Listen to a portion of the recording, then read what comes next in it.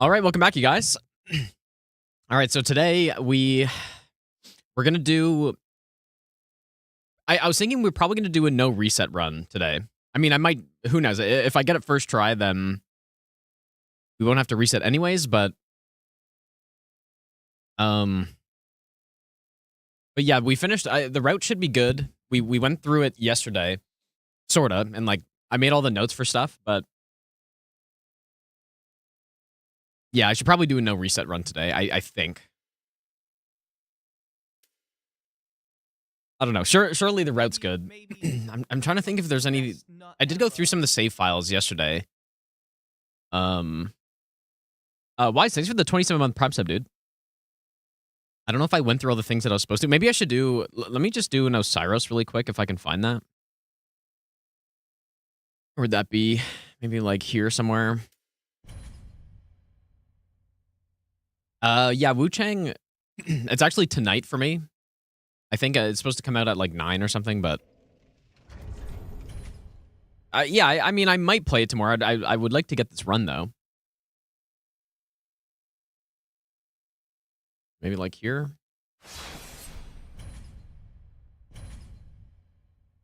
Yeah, I'll probably play it at some point, though. Getting the run today? Yeah, I mean, maybe. If I stream for long enough, I probably will. Not sure if it'll be the first or second try, but... Or more than that, who knows?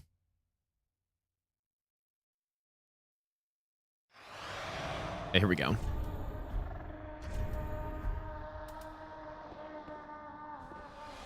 Yeah, this strat, I mean, if I wanted to be safe, I'd just do the cheese. But... I don't know, this strat's pretty cool, dude. I also, you know what? I meant to test Great Soul Dregs here. Dear little Ocelot, where have you gone? Because Dark is apparently better. Well, Dark is better here, but... Great Soul Dregs just does less damage than Soul Spear, though. So I think it kind of balances out.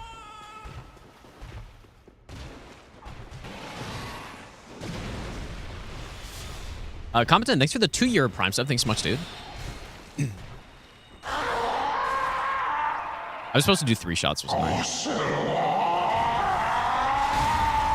Totally messed up. Well, wait a second. It could have worked out if I had...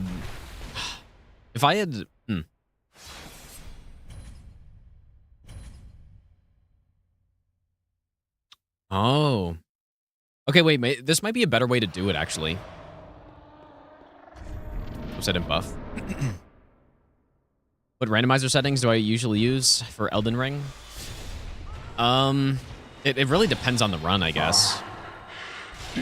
But I usually prefer the settings where all bosses can be randomized with each other. Like, I kind of feel like that's the most important thing. Because when you only have main bosses replacing other main bosses, I don't feel like it's as interesting. Yeah, 3 hours of Oceiros testing. Yeah, 2 shots. I just drink here.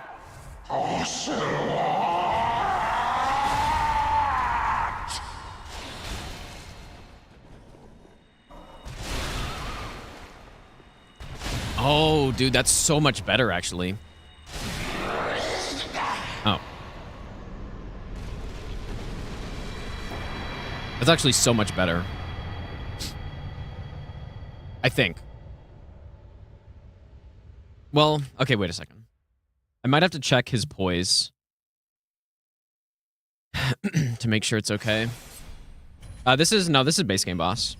I'll give you the best nut ever. Libersum, thanks for the 1-year Prime sub. Thanks so much, dude.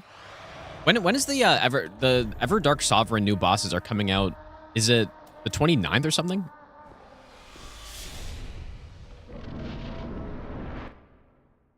Anyone know what day that is? I don't remember exactly.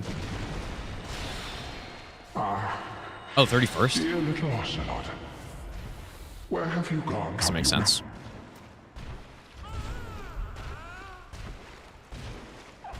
I wonder if they didn't want to release them all or put them all into the game files because people found, like, people data mine them and then made a mod where you can fight them early.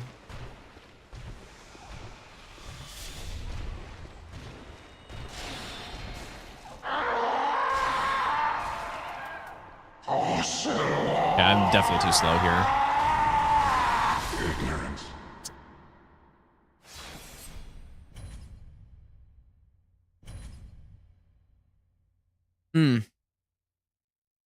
I wonder if I should try this on controller instead.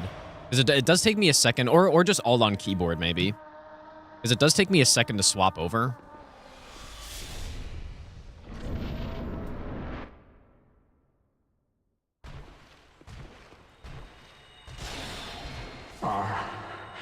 Dear little Ocelot, where have you gone? Come you now.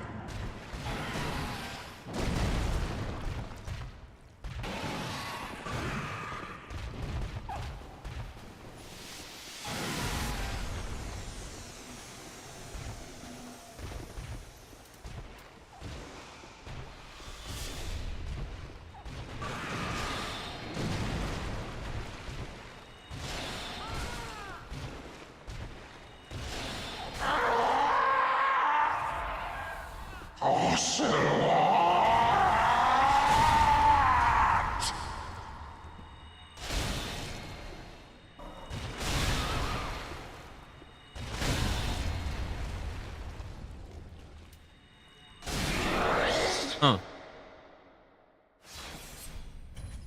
I guess I have a lot of time there after... after the first headshot stun, I have a lot of time. So I could probably drink there instead and then do 2 shots. Because he's going to stagger on the next hit. But I guess I meant to look at his poise to see how close it is to resetting. Poise stat or damage base? It's poise, but we're doing 2 different staggers here. There's the poise break. He's got 120 poise. We're doing the poise break plus a headshot stun. And so that's how we loop it together. We just stun lock him in phase 2. Dear little Ocelot, where have you now?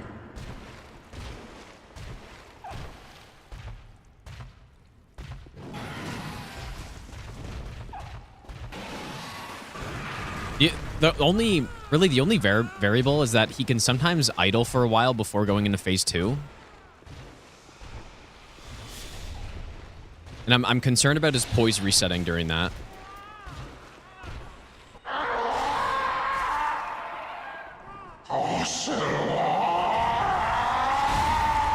That's not what I meant to do, but...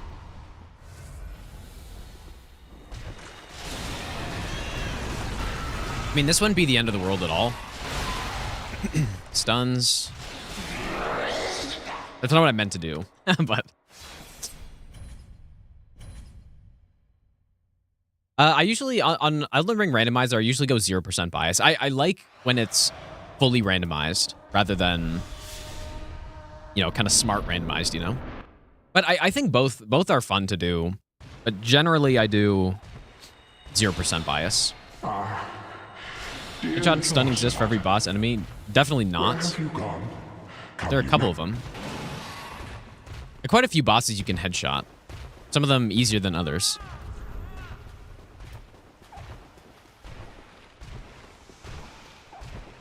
I switched to keyboard here.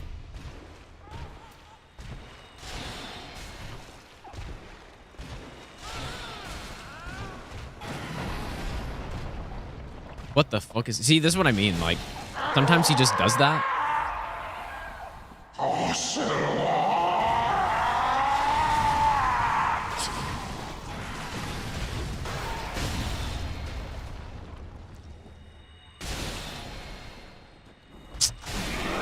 This is why I'm hesitant with this strat, dude.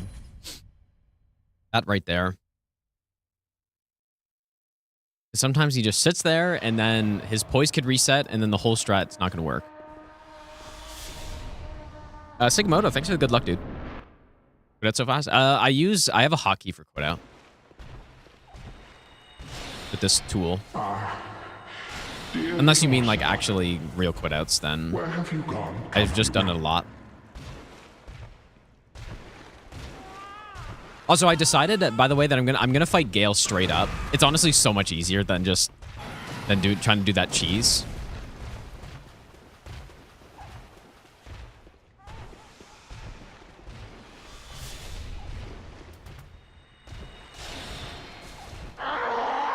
Okay, now I'm super fucking far away.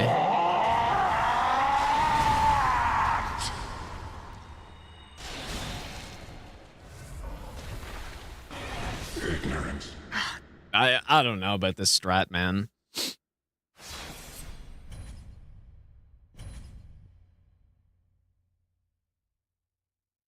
And the problem is too, if I use the Bellvine, which probably would have saved that situation right there, then I just don't have enough damage to kill him.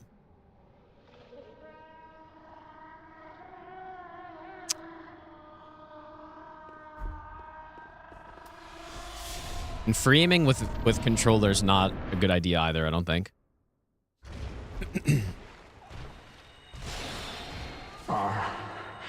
Dear little Ocelot. What to do? Come now.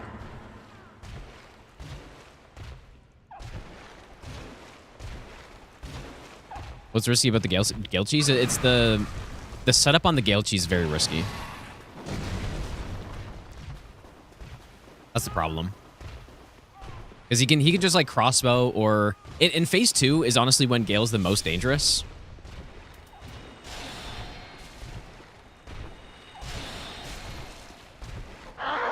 Okay, I guess in this case I should probably do 3.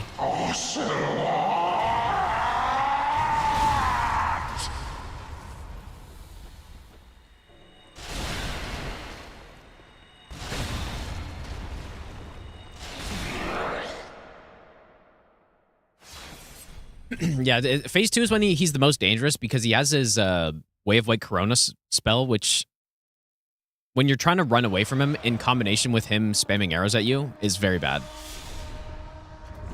So it's honestly just easier for me to fight him normally, especially because with Sorcery you get 3 to 4 free hits at the start of phase 2, and so the most dangerous part of the fight, phase 2, goes by pretty fast. Where have you gone? Only boss I'm choosing is Sage. Well, I'm choosing Deacons to at least phase 1. And Prince is phase 2. Dragon Set Armor I'm kind of cheesing. Wolnir I'm cheesing. there are a few. Okay, also this one, what is happening here?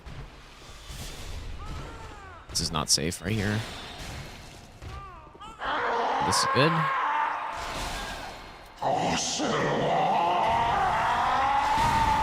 A drink.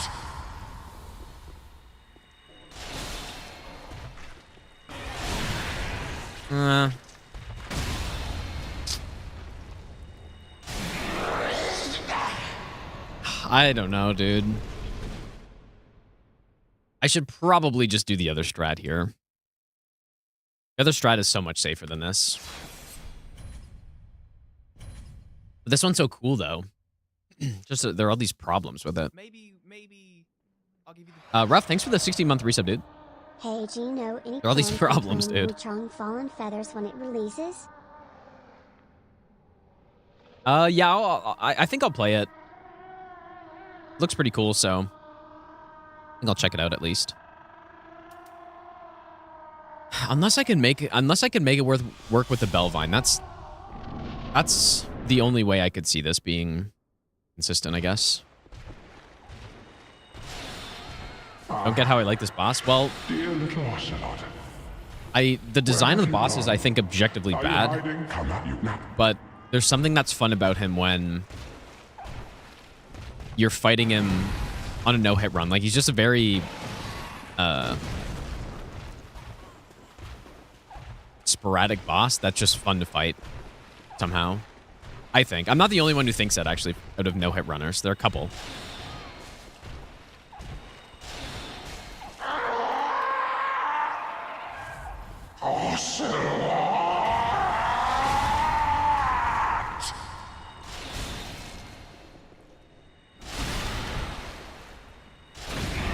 Wait, what happened that time?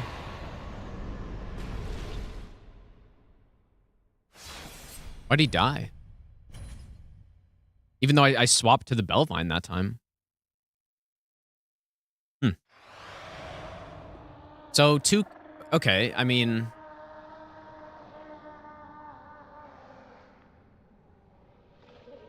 Okay, that could be better. So, instead, I do...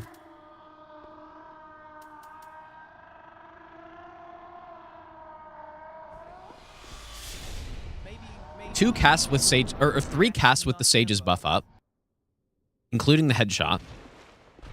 And then I just swap after he gets headshot stunned. Dear little Ocelot, Surely.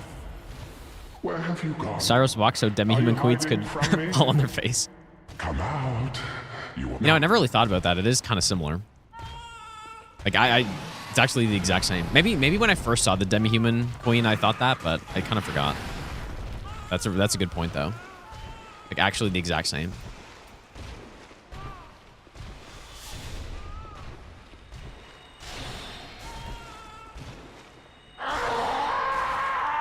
I guess I can drink here in this case, but not always. That's not what I meant, of course. Elvine, save it.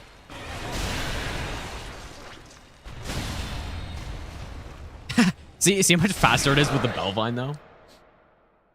Yeah, it's actually the exact same. But I'm sure on my first playthrough, dude, I'm sure I thought about that as well. Because they throw the staff and yeah, it's basically copy-paste, actually, now that I think about it. What was I drinking? This is, it's called Zevia. It's soda that does not have sugar in it. Dear little Ocelot. Not bad. Where have you gone? Are you hiding from me? Come out, you now. I really like this strat, dude.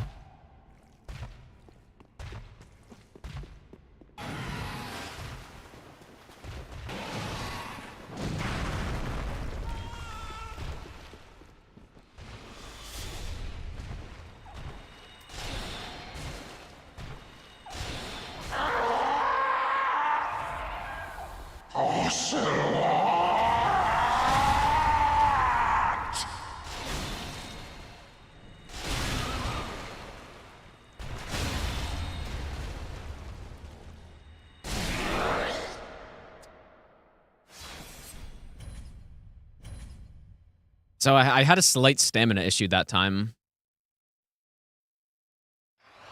But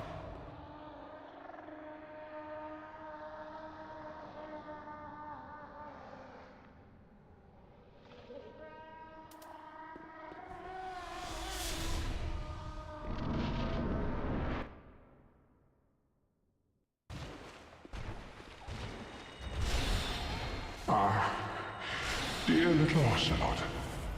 Where have you now?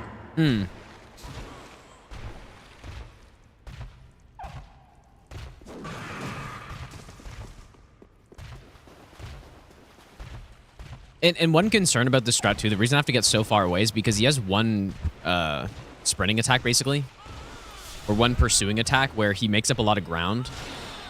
Like he could do it from here, and that's one of the problems with this strat. It's this one. Okay, so in this case, probably shoot here, I guess.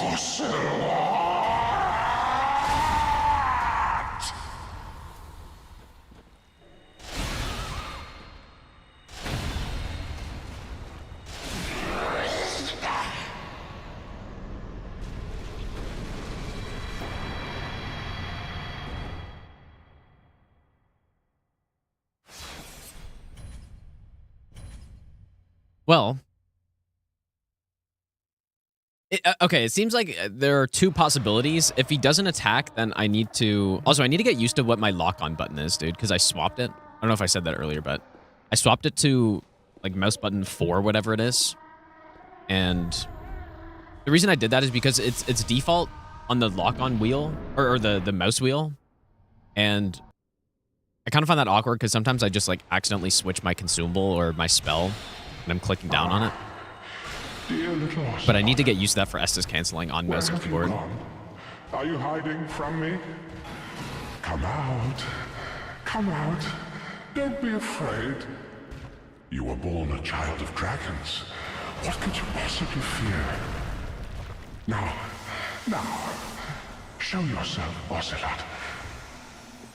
My dear little Ocelot.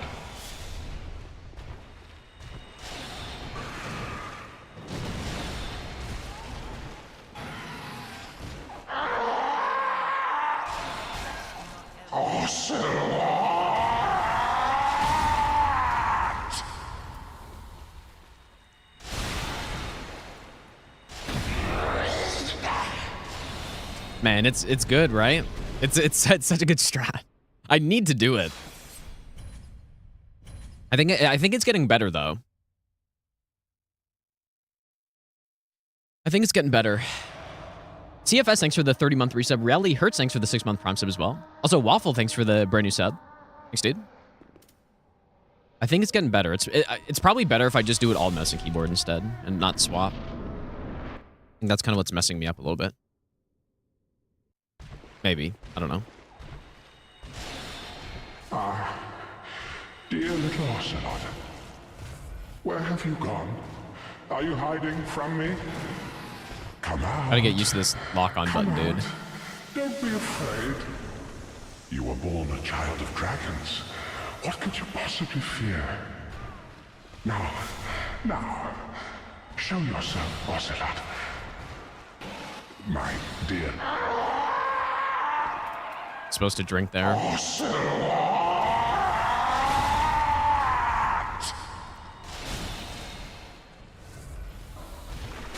Wait, I guess it's still fine though. If I Estus cancel, it's fine. I think if I don't, then it's scuffed.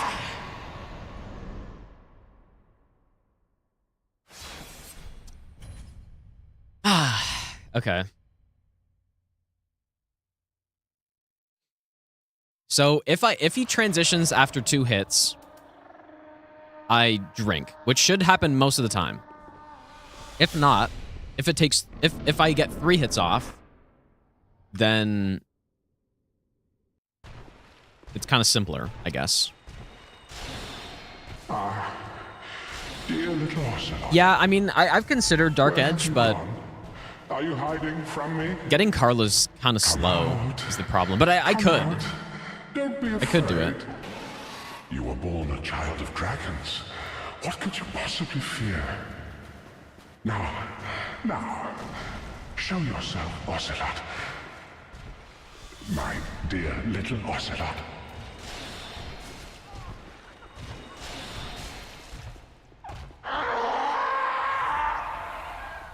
Ocelot!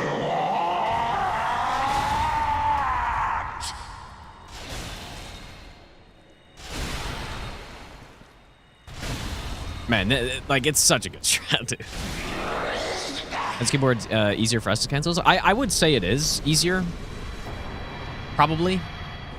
The main reason I'm using it here is for the free aims. It's much easier to aim with mouse and keyboard. Okay, only a couple more times, but I think I will do this. What do I typically bind the gamepad back triggers for? This button or this controller only has 2, but I have B and I don't even know what the other one is because I don't really use the other one. In the past, I've used it for, I don't know. Like I have ReWASD so I can bind it to controller inputs, or sorry, keyboard inputs. And so I'll, Dear little Ocelot, make it where have you gone? Are you hiding from me? for, toggle sprinting or Come out. splitting my splits or something like that. Afraid. Especially if I'm You were speedrunning. born a child of dragons. What could you possibly fear? Now, Yeah, no attack is probably scarier. Yeah, show yourself, Ocelot. because it's a bit harder to know what's going on. My dear little Ocelot.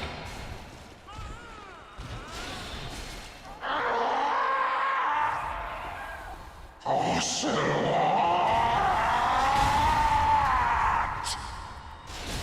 Doing a bit of stamina. Yeah, dude. I'm getting this down, I think. Maybe one more time.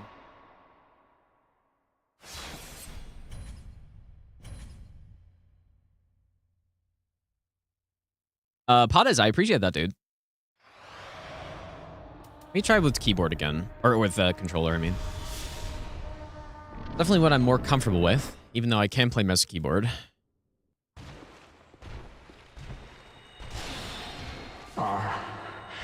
Dear little Ocelot, where have you gone? Are you hiding from me? Come out. Have you guys heard this voice line enough yet? Don't be afraid. You were born a child of dragons. Now, Okay, so I swap here.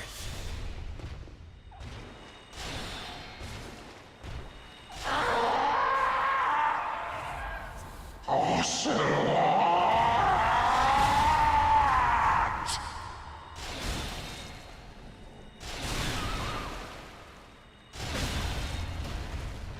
See, now that the quicker he transitions, the scarier it is because I'm far away.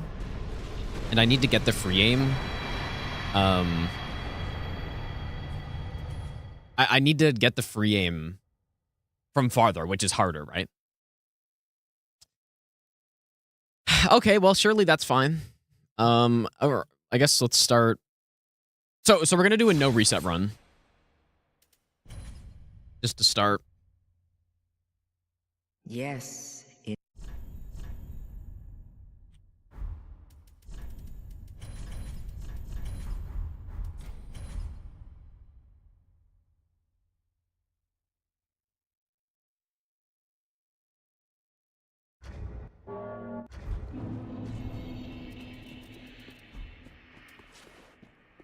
Maybe I'll give you the best. Yeah, I imagine great soul dregs. 14 months, Pog got a dip. Haven't beaten this game yet. Gotta keep myself away from the spoilers. Couldn't think of a name. Thanks for the 14-month resub. Thanks so much, dude. But yeah, I totally get that. Gotta finish the game, dude. Yeah, Oceiros is weaker to dark than sorcery by about 20%, I think, or maybe a little bit less. But I haven't tried great soul dregs there, which we could easily get. But the thing is, Crystal Soul Spears, it just has a better multiplier, or it's simply more damage. So on another boss that has similar resist is well, Father Ariandel is weaker to dark than sorcery or than magic, but the Crystal Soul Spear still does more damage to him.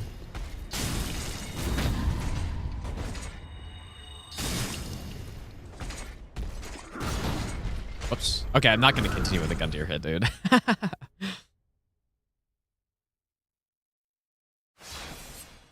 I'm not doing that.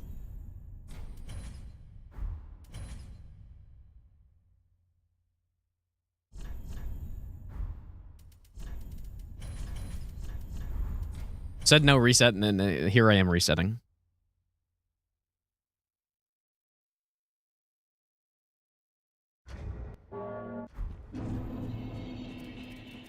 But yeah, it'll be interesting to see once we do the sorcery or the miracle and pyro runs, which one actually is the hardest. Because my impression was always that sorcery was the hardest one. I do think the fact that we're going to be not using hidden body on the other runs will make them a bit trickier compared to this one. But then, I don't know, the pyro has a tough DLC is the thing. Like, pyro's got demon princes, which, you know, is definitely not weak to fire. Dark is okay, but, you know, physical dark is the play there. And then you have Medir. You probably use Boulder Heave on. I guess Boulder Heave's good on Friede, though. No, Miracles will... I think Miracles are going to be the easiest because Lightning's the best damage type. And Sunlight Spear is an absolute cannon, dude.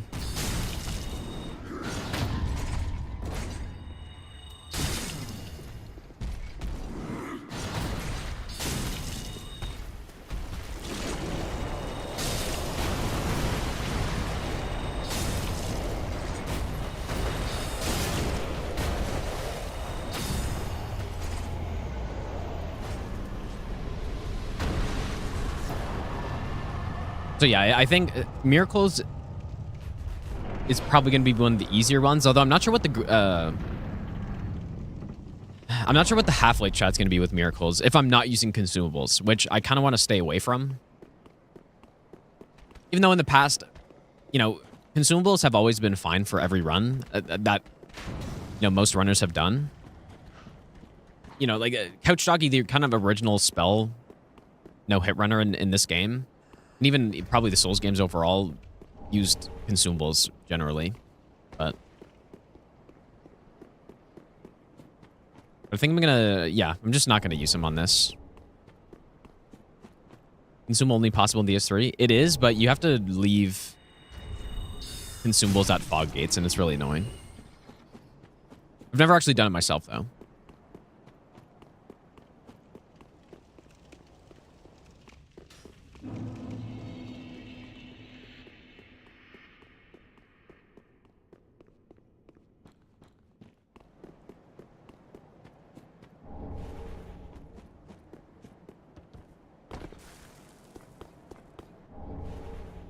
Yeah, I'm guessing Miracles is going to be the easiest one. If we have a good Half-Light strat, that is. And the running sections aren't too bad.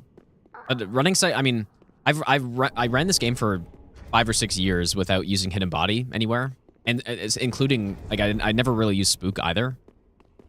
So it's not like I don't know what's going on. Well, yeah, I don't know. I was kind of... I wasn't sure what I should do with Midir. If I should take the stagger hit or not. Or just riposte with fists or something. I think I'm not going to, though. I will allow staff bonks, though. And I will allow staff weapon arts. Just because I feel like it makes sense. But I guess I won't punch. Oh, you know what? I kind of meant to test the Wilhelm strat, too. If I'm going to be using the white branch there. But it's fine. We can do that on this run. It'll be... I mean, it's certainly possible that we reach there without getting hit, but who knows? I might just kick him off, I guess. Good old foot sorcery, dude.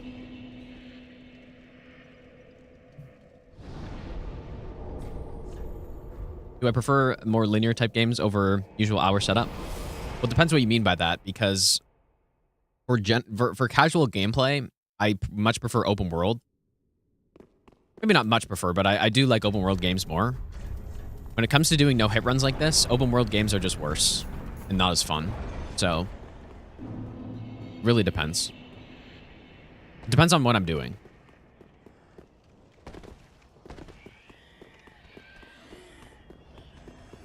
Can't fight NBC invaders. What do you mean by that? Oh, the blindfold mask. Yeah, I mean, I guess it would help. I could fight NPC invaders if I wanted to.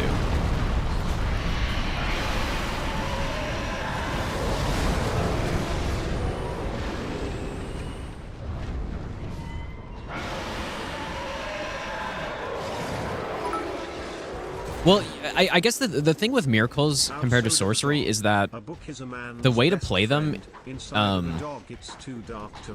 you're almost playing it more like a melee build with miracles, because when you have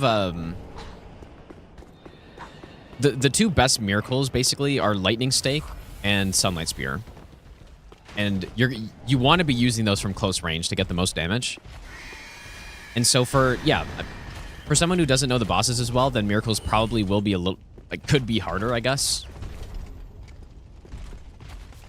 Where you're not going to be fighting them as optimally versus sorcery, where you can be ultra far away and just use, Crystal Soul Spear or something. Elfman, thanks so much for the 1,000 bits, dude.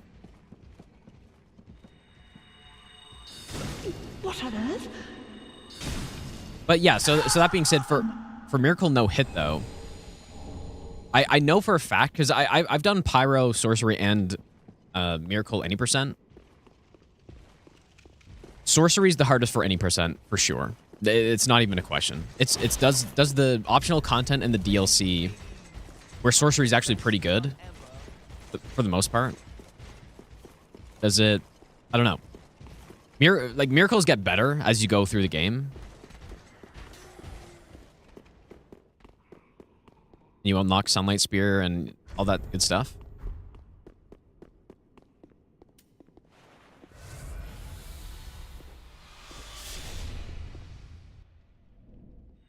Yeah, and then Pyro any percent is the easiest one out of the three.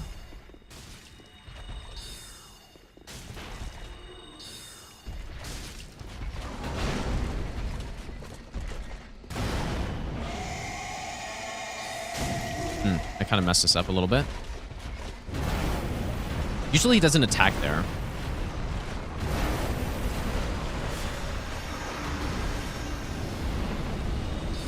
And I missed that. Whoops. Alright, surely I remember Vort Phase 2.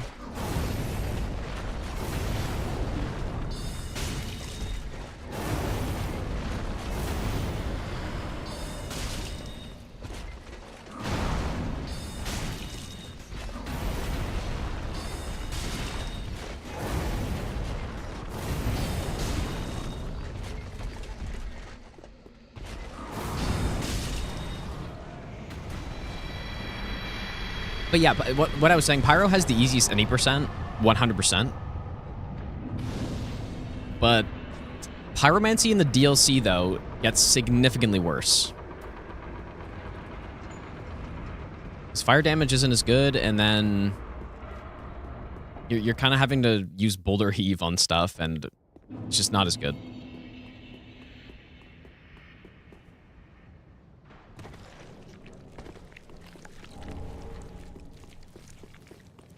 So anyways, it'll be interesting to see for all bosses which one I have the hardest and easiest time with.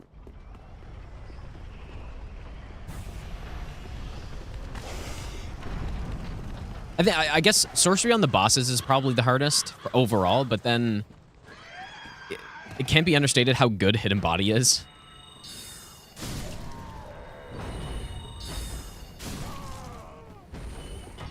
And the other thing that's really good about Sorcery, too, is how good it is at killing basic enemies through running sections. It's also the best at that.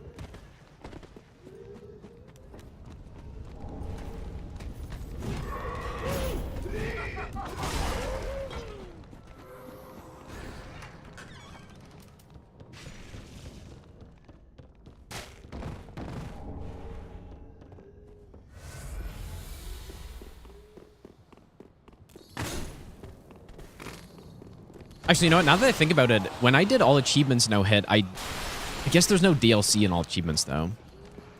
But at least for the base game optional bosses, I went miracles for the most part. It totally just like it shreds all of them, dude.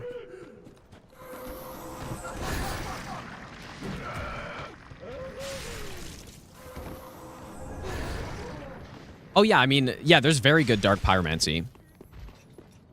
But Dark in the DLC is not that good either. It's all about lightning.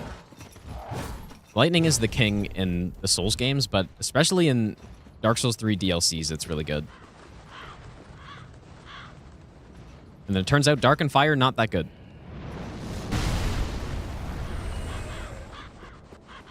What am I doing? Yeah, there are two bosses in this game where lightning's not good. Nameless King and Dragon Slayer armor. I think that's it.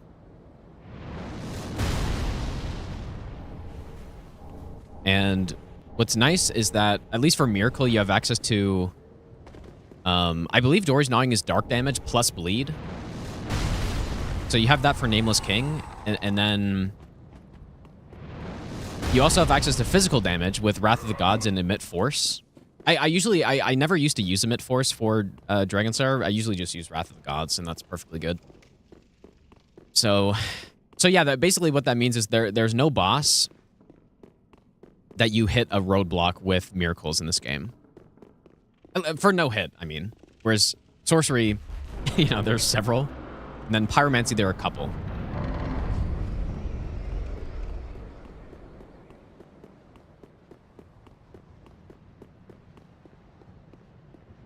Yeah, not a single one for miracles that they don't struggle anywhere.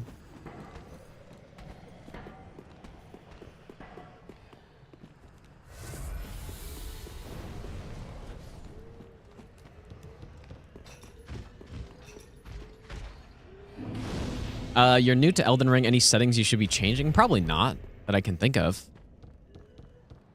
Although, I guess I usually like that camera auto turn setting. I like it off, usually. And I generally also play with the... I mean, there's no advantage doing it, but the cinematic effects I usually like to turn off as well. But definitely the camera auto turn I really don't like.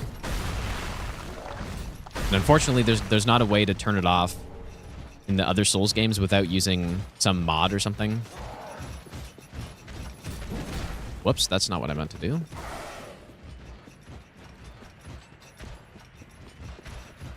Not sure how I messed it up.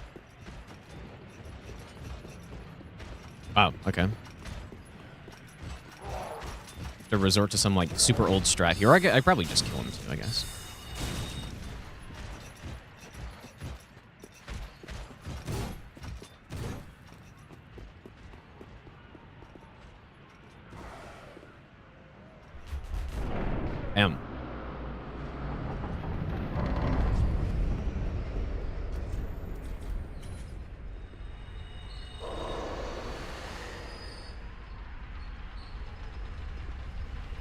Yeah, I probably should try the Night Rain randomizer. I should probably try that. I think once I play the Night Rain randomizer, I would probably never go back to playing the base game. I don't think. Although I'm not sure of the full details of what it changes though. Let's go to Z's.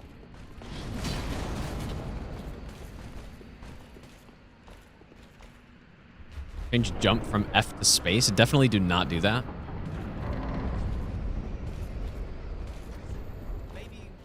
Unless you're also changing the roll button.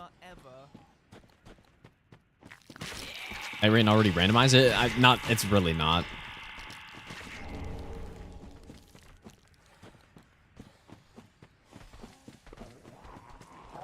The only thing that's randomized about Night Rain is the items. The rest of it is not randomized. It's based on seeds, right? There are like 50 seeds per Night Lord. Something like that. 40 or 50. And you just get one of those. It's very unfortunate. That's the last few days I've been talking about it, but that's my main issue with the game, is that it's not even close to random enough.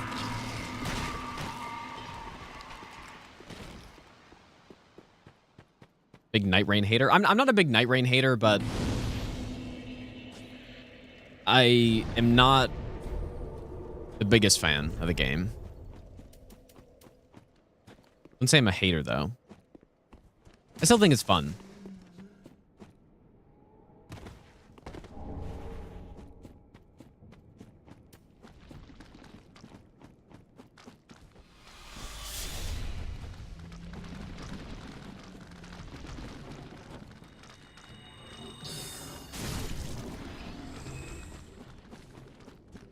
What if I should probably rest. If I'm getting Grass Crest, I should probably rest here. Resting makes it so that the crab doesn't aggro immediately.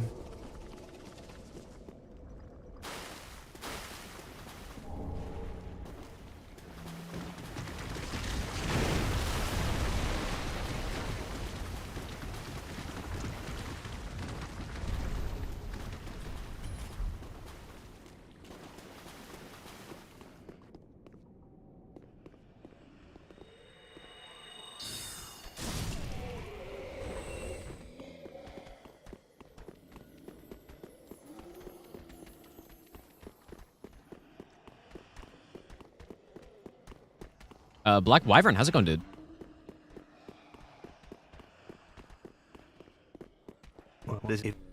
Been my favorite class to play in Night Rain. I think the class I've played the most is... I actually don't know. It's probably Duchess, simply because of the level 1 runs I did, but... I prefer the mage classes, actually, which is not normally what I do, but... The reason I like them a lot is because it feels like the runs are more unique that way. Because I like the Raider, and I think he's really good and stuff, but what ends up happening with him is that you have so many weapon types: great axes, great hammers, colossal sword, well, I guess actually not colossal swords, but colossal weapons, and all of those categories have the same moveset to him. So even though you get different weapons, they all feel the exact same, basically. Unless you get, sometimes you get runs with Wild Strikes or something like that, but... Okay, I actually can't go here. That's insane, dude. This guy's a legend.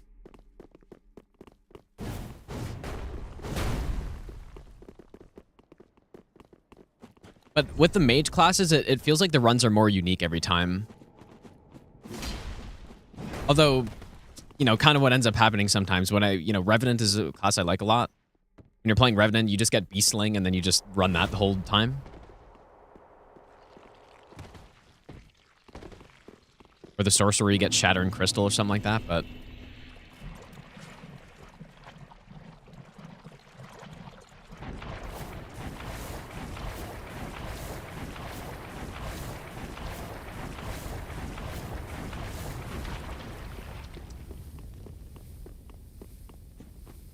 Is it actually bad that all weapons feel the same? Yeah, that's exactly what I was saying. So that's why I kind of prefer to play with the mage magic-based classes a bit more. Because it doesn't have that as much. You know, and sometimes you're... You know, you find a really cool spell. There's one run with Revenant when at the end of the Deathless run that I was doing, where I ended up getting Placidusac's Laser, and that was really sick, dude. Yeah, not that you know, with some of the melee classes, you don't get cool weapons to use, but it just feels more varied with the mage classes, I think.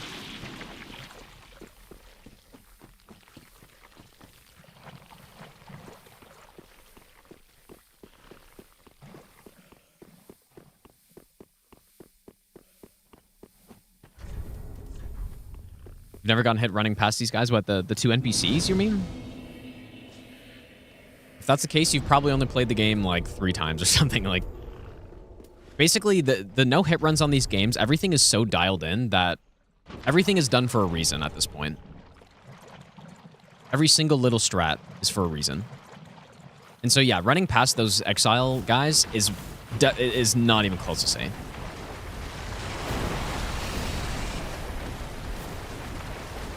There's probably a good 50% chance you get hit running past them, or maybe 30, unless you do the ladder skip, which I'm guessing, I don't know. Most people don't even know about it, so.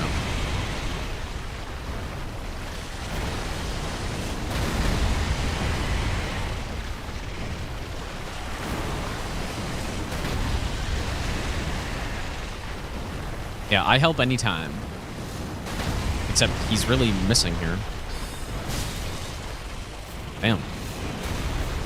Gotta get those glasses checked, dude.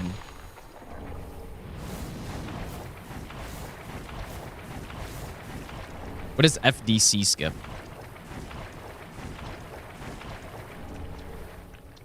YL, how's it going, dude? Magic Ian, dude. Maybe I'll give you the best nut ever. That's pretty funny. Magic Ian. I gotta start saying that now, dude. There's Guard Ian, and now there's Magic Ian. All damage cancels. Oh, yeah, you could do that, or... Yeah, there are 2 ways to do it. You could either do the quick step roll way, or... There's also a ledge you can land on. The quick step way is definitely easier, though. Or claws, or whatever you have to cancel.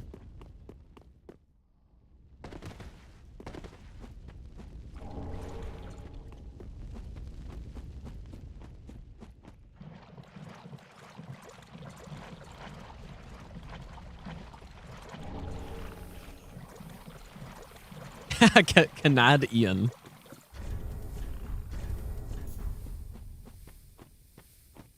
Okay, hopefully I'm remembering everything.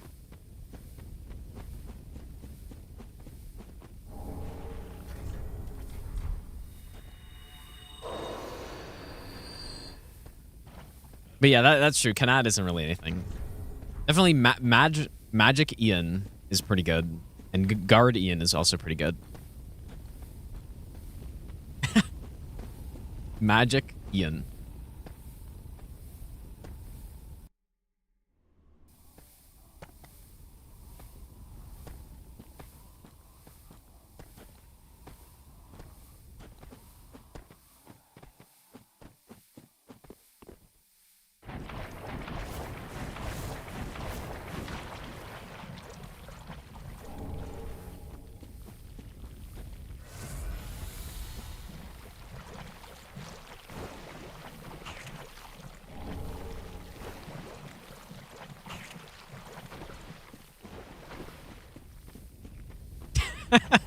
Lesbian. That's funny. Lesbian. Yeah, the whole group of Ians, dude. Ian's rolling out.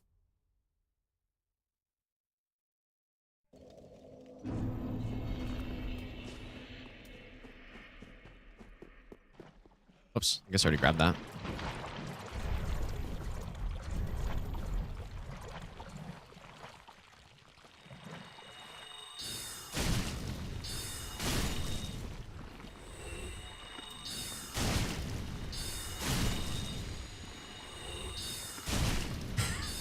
Electric Ian. Yeah.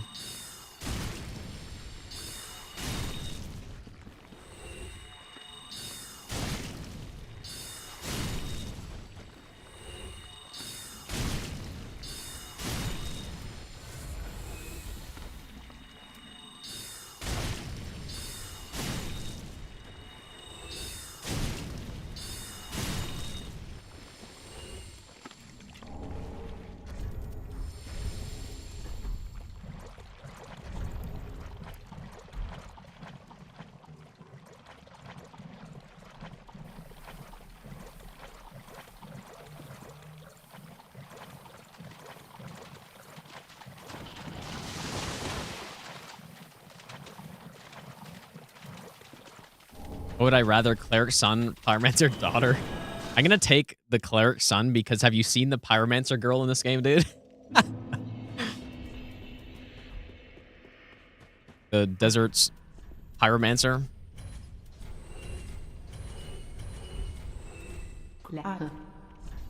It's in Dark Souls 2 as well.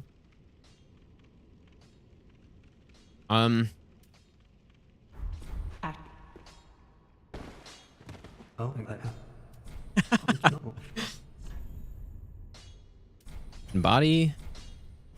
Great soul arrow. Did what?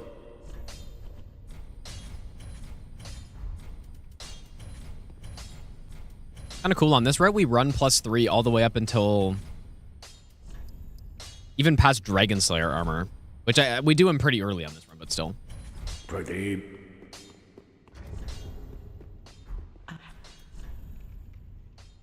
Let's sell this.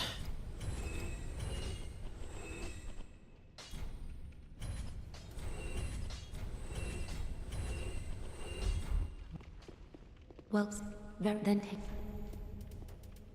Let these souls withdraw. Farewell, Ashen One. I'm from Ottawa, Canada, Apex.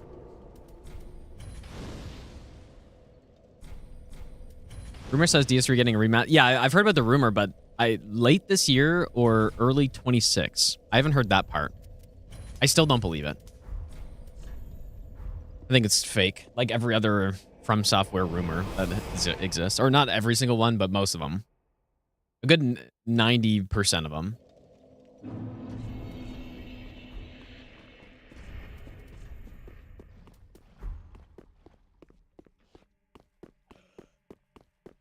I think we're good to go.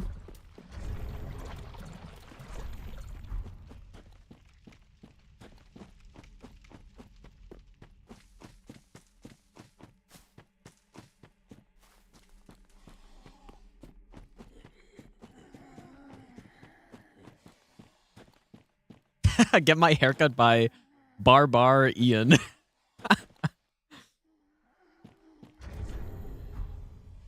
Oh my god, dude.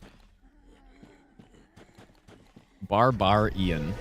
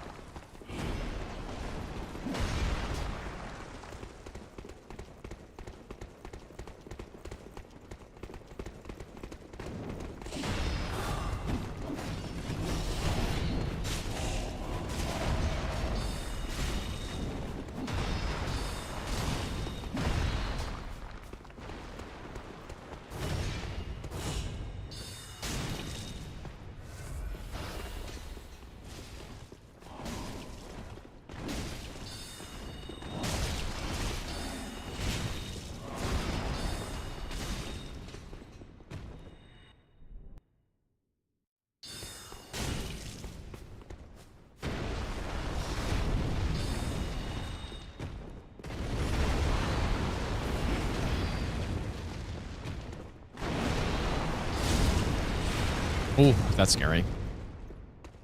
Don't like that.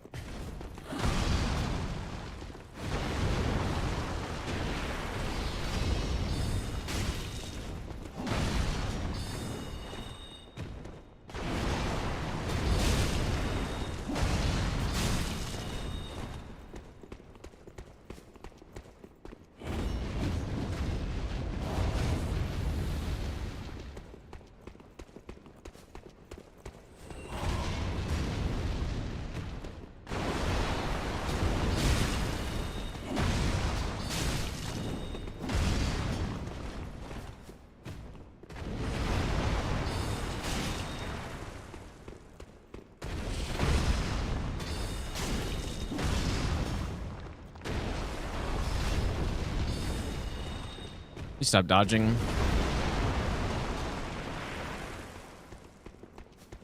Kind of a slow phase 2 so far. We're still going.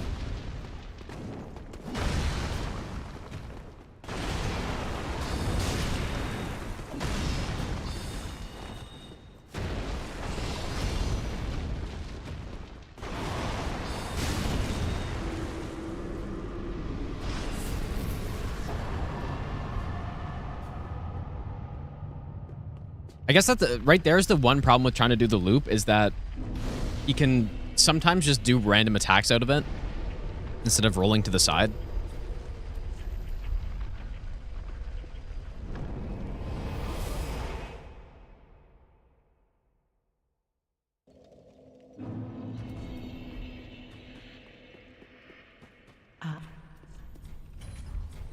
Ashen 1.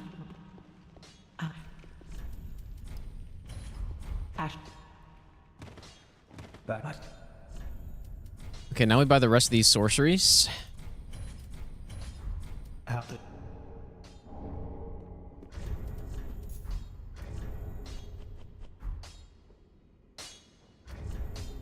Apparently we get to 18 attunement, and then Well, I remember how much very int then we're supposed to get.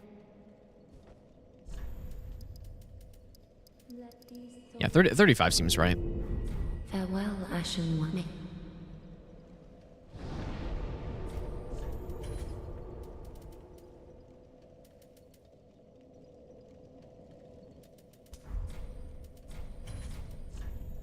All right, it is STS time.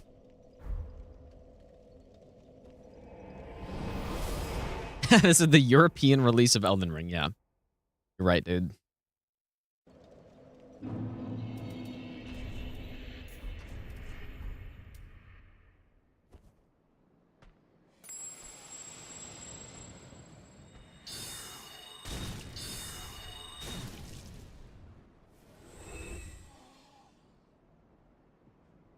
Europe, Ian. Yeah. True.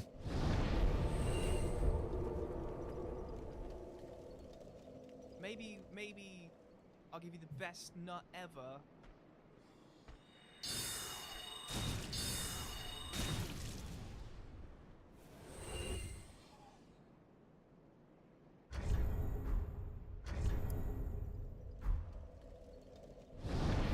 Dog, thanks for the 3-month tier 2 resub. Thanks so much, dude. Also, Slithers, thanks for the 29-month resub. Seer, thanks for the 2-month Prime sub as well.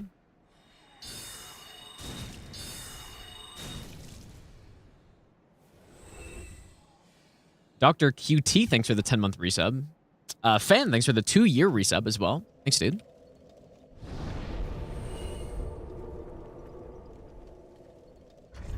We're getting a little unlucky here. For people not aware, I did up the drop rate of STS to 20%. I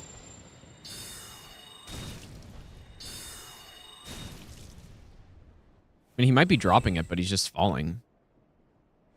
20% plus our item discoveries at, we have the extra 50 from the coin. So we're at like 162 or something. We're actually above 30%. Maybe one-shotting him is better? This one-shot him?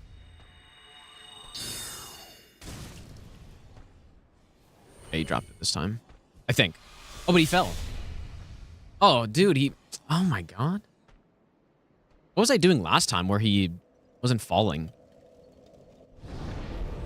Because he definitely dropped it, but he fell that time.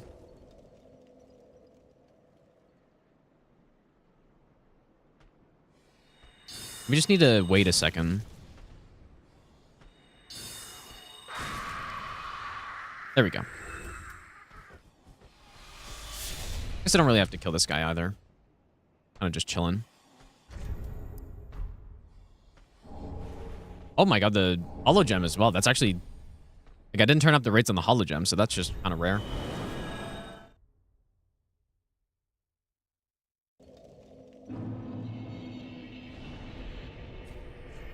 Yeah, rip the core of Ian, dude. No, but it's not as good. It has to be something that describes what they're doing and then Ian for it to actually be good, I think.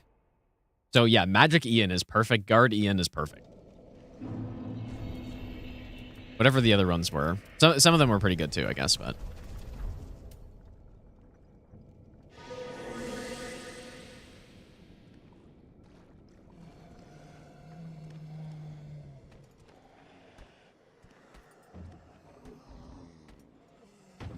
Yeah, everybody's named Ian now. Yeah, Politic Ian.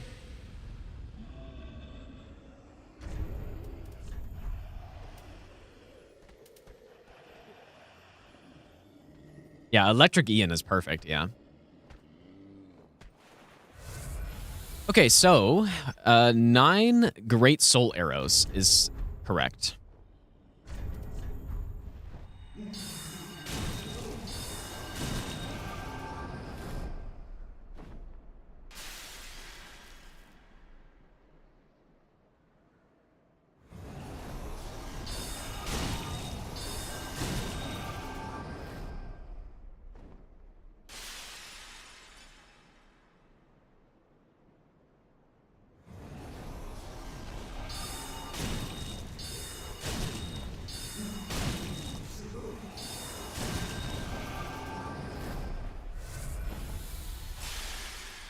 There'd be one more, which is kind of unfortunate.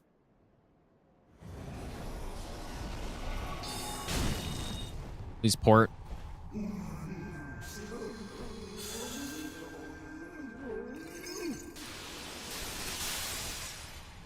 Maybe I got a staff bonk him. Okay, hopefully this is good.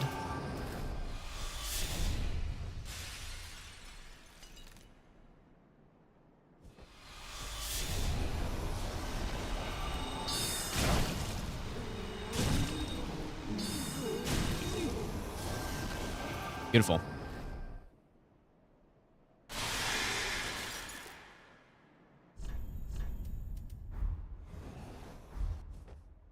Yeah, bonks are allowed. Yeah. Bonks are fine.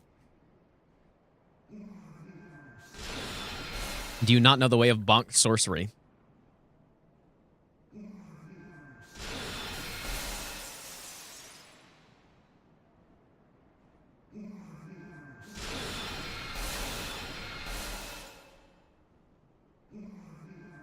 Yeah, bonk Ian.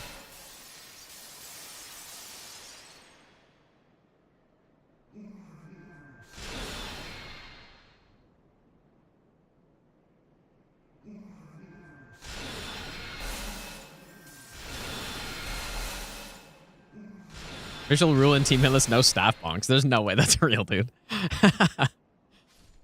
I'm sure they allow staff bonks in Team Hitless. I'm also pretty sure they allow consumables for sorcery in Team Hitless as well. I could be wrong on that one, though.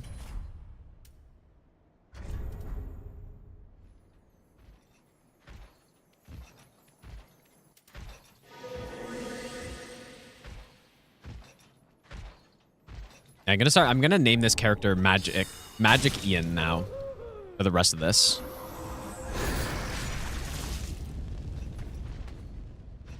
Okay, so we don't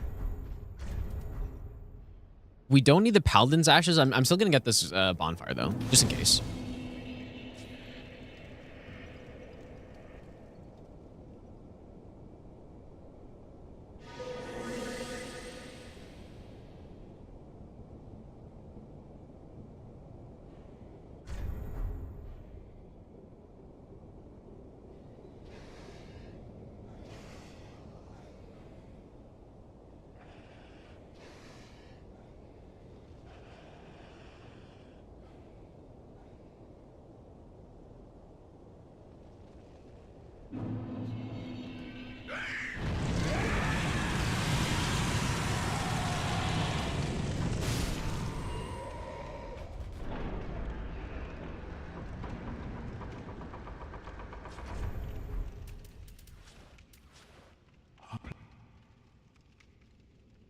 Any Sekiro runs in the future?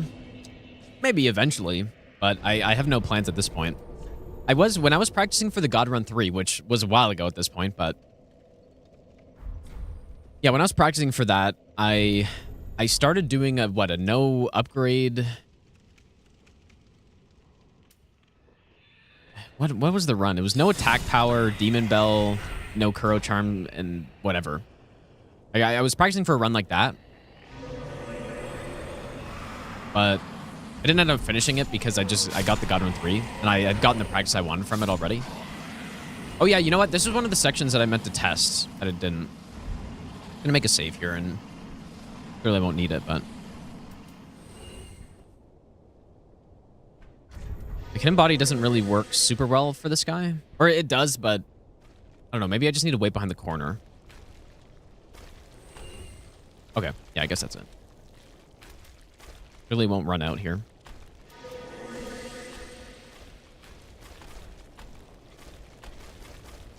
Holy shit, that guy walks pretty far.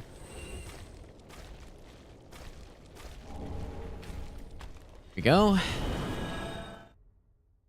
No, I'm not a European, dude. I'm a Canadian, apparently. Please. But yeah, what I wanted to test, and what I'll probably test later, is if I can just one-shot or kill those guys easily with Great Soul Arrow. They are very shifty, though. Yeah, Ian is the new Andy. Yeah, where did Andy even come from, dude? Andy makes no sense. Ian is better.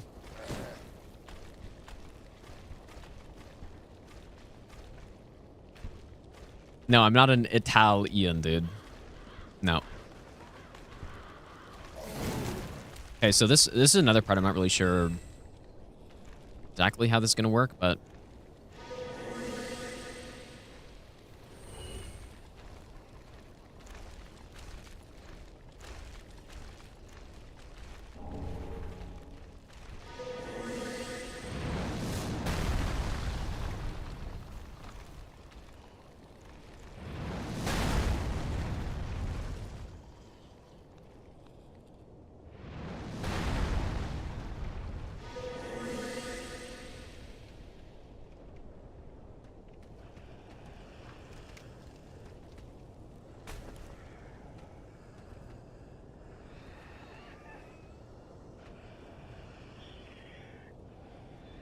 yeah, these sections without hidden body are a little bit different.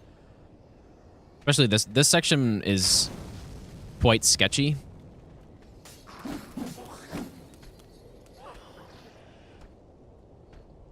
Yeah, that's gonna be some of the added fun though of doing the other spell runs, I think.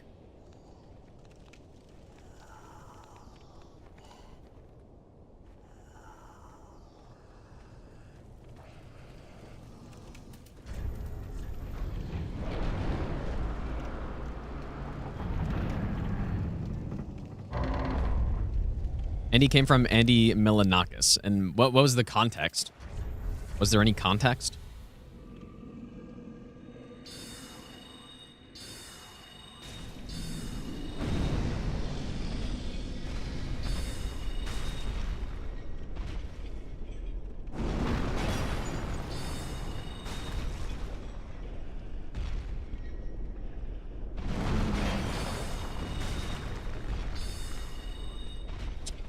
Dude. Legendary crouch right there.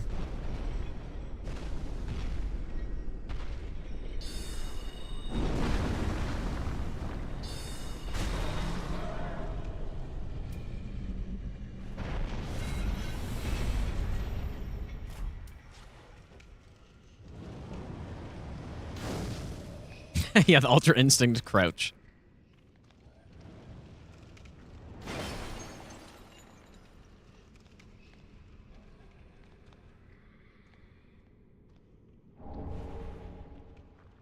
Any tips for a deathless run? I think the mistake that a lot of people make when they're going for a deathless run is... it's not really a mistake. It depends how long you want to spend doing it.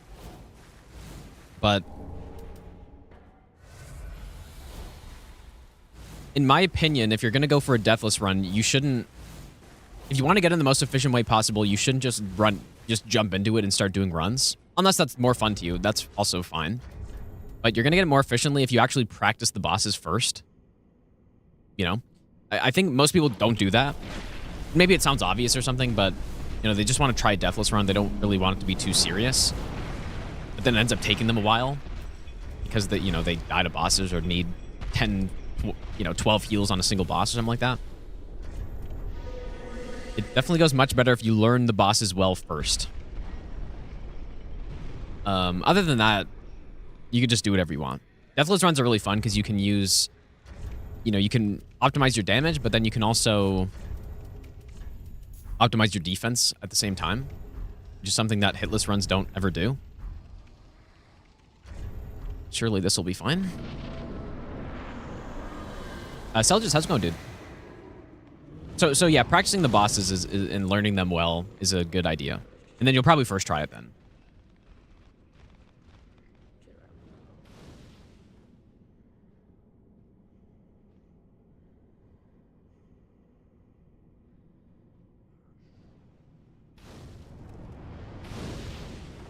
Shorter streams lately. I've just been kind of busy with some other stuff.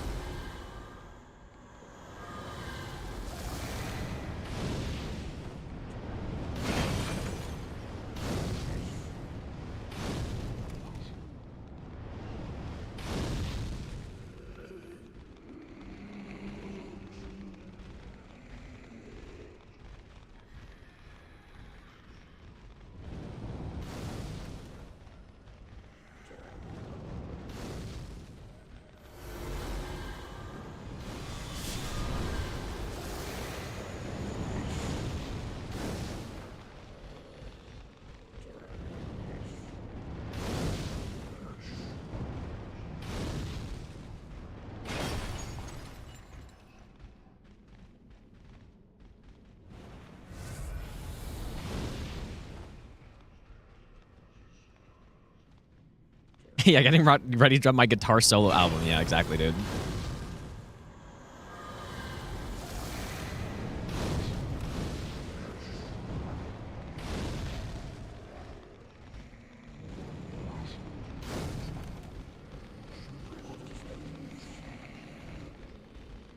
If anything, I was a little bit too late on that cast, but let's see what happens. How we swap out now?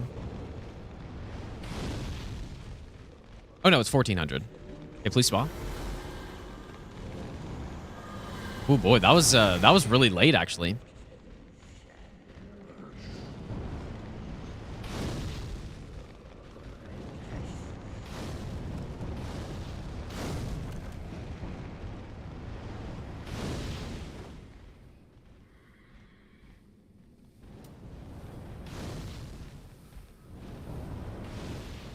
Maybe I'll give you the best.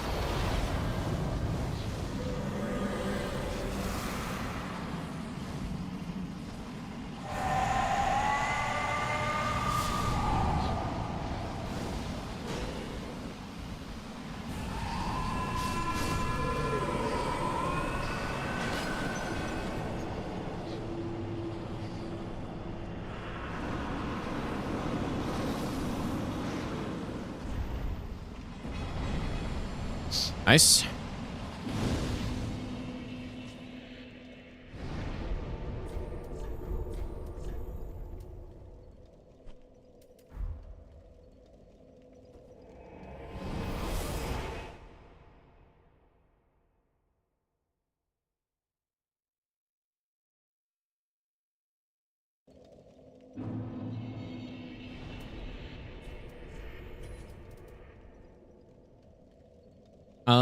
I guess I can swap this, right? I'll give you the best. Oh, no. Wait. What do I do here, actually? Because I want to kill the guy with for the bone shard, but...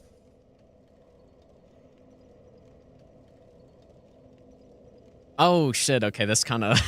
this kind of sucks. I don't know if I can... I'll give you the best nut ever. Machino hi. Virus, thanks for the 15-month resub. Dropdown, thanks for the 14-month resub as well. Also, Amon, thanks for the brand new sub. This is a slight problem. Because I'm not sure if I can survive. I guess we can just go the skeleton way. I'd rather not, but I don't really see the other option here. I can't use spook. I haven't gone this way in I don't even know how long. Surely it's fine.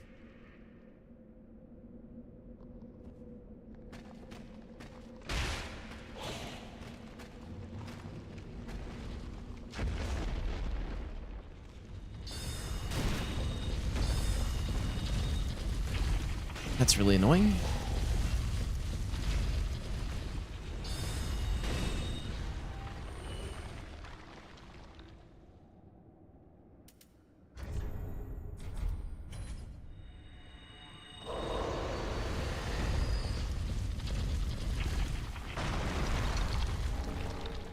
Yeah, normally I drop down there with Spook, but I just don't have enough spell slots because we use Mist on Wolnir. This chime gives us, it's either... I think the max virtual dex for cast speed in this game is 50. Maybe it's 60, but basically it gets us to maximum cast speed. Or it's 10 less than maximum cast speed, but we already have over 10 dex, so...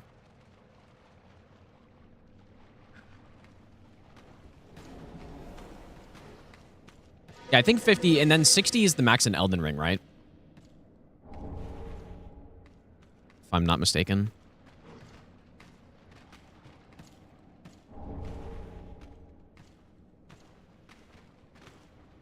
Elden Ring 70, are you sure? Sounds too high. Is it 70, really? Hmm.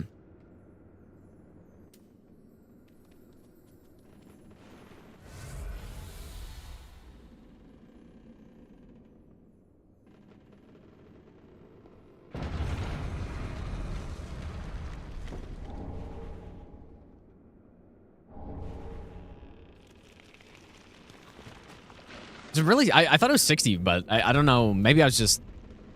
I thought it was 10 more than this game, but I guess it's 20. Anyways, yeah, that's what the Bellvine does. Gives us, gets us cast speed.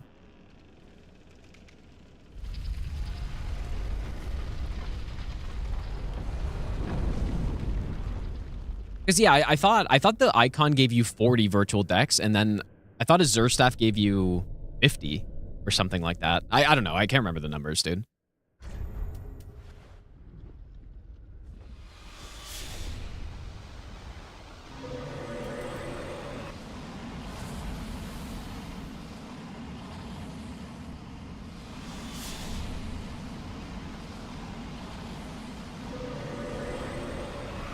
So that's why I thought Azur's got you to max, because it was 50 plus. Most characters had 10 already.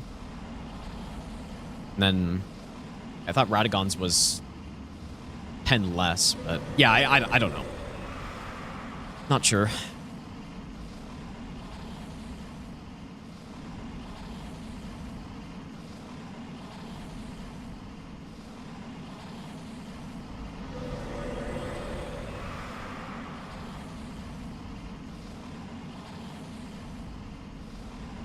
Azur's is 40, Icon's 30. And are you sure 70 is for sure the max, right? Are you guys sure about that?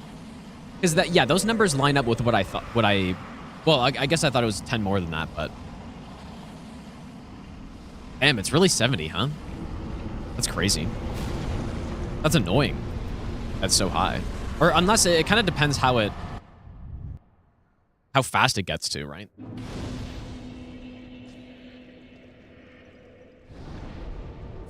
Okay, we definitely want Spook on this part, but I don't think I need this anymore.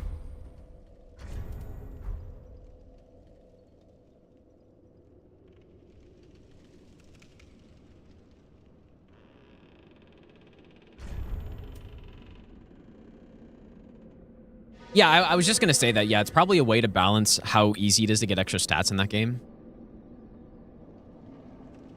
Right, even just getting Godric's Great Rune alone is extra cast speed. Most characters start off with, you know, probably average around 10, 9 or 10.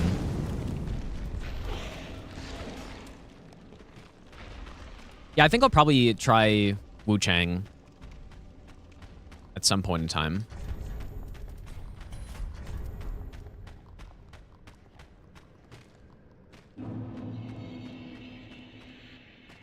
Okay, so we should only need how many from this area?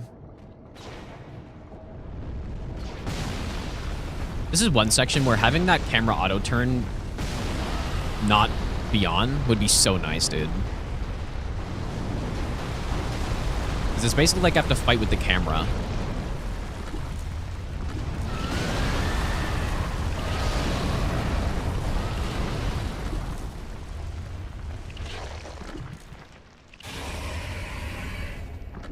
Alright, so we've got 3. How many extra did we have last time? Was it... It was around 5.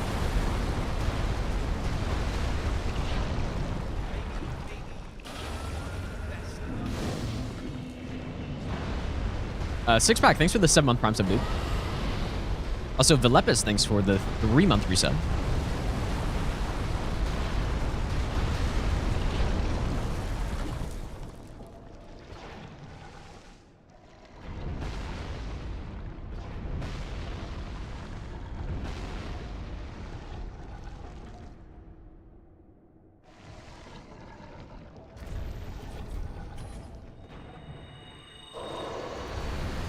Spook makes you silent, and it also makes you not take fall damage. You can still die from falling if you're at the lethal height, but you can fall the maximum possible height without taking damage.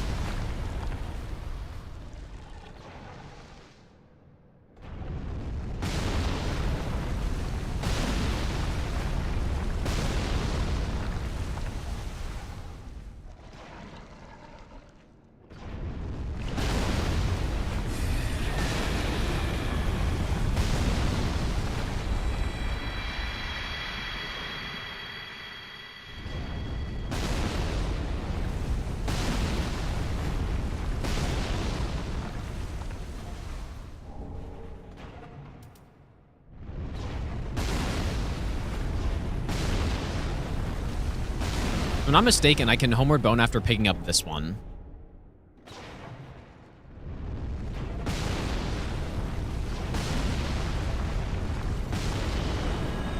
Not kill ODK now because we're just gonna leave him later. It's not really that much faster to kill him now, and when we fight him later, we just instantly kill him. So, so how many did we just pick up? It was 3, right?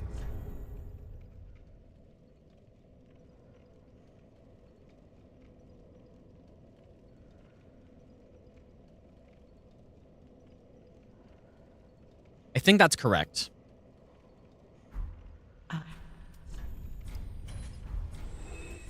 Alright, well, anyways. Shouldn't need any Homeward Bones. Imagine you missed time a roll. Yeah, I mean, that could definitely happen. I'm sure I've gotten hit in Smoldering Lake before from the big ballista. Happened numerous times.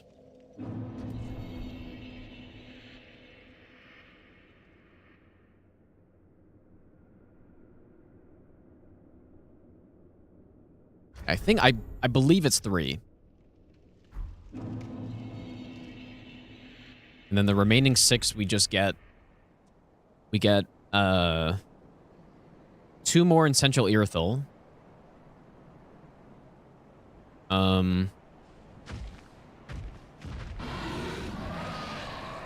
We get at least 4 more in the dungeon.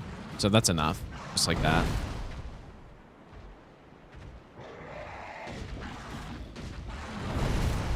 Guess I should probably pick up that Homeward Bone as well. Am I chilling right now? What do you mean by that? On the run? Not quite.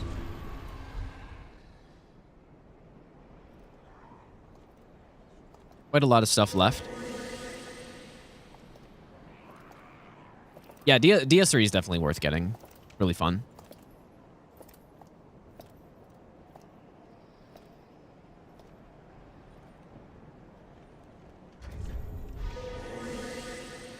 So yeah, what I should be able to do in the lake then is, as soon as I pick up that last one, I should just be able to Homeward Bone immediately. And the ballista shouldn't be able to hit me in time, I believe.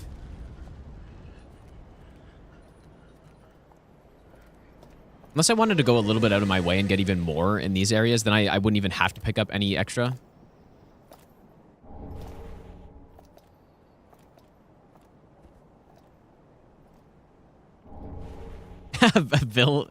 Well, it doesn't really work with villain. Oh, shit. So I'll get this now.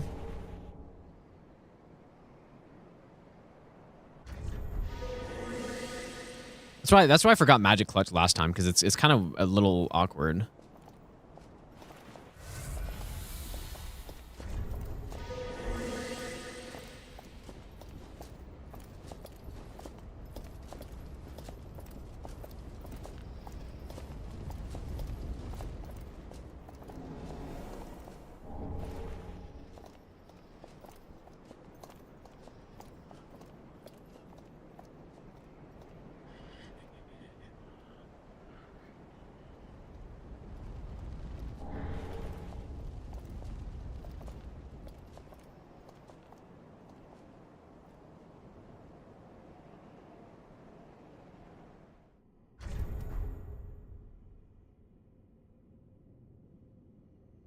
Yeah, so this whole section, this whole split is just kind of a long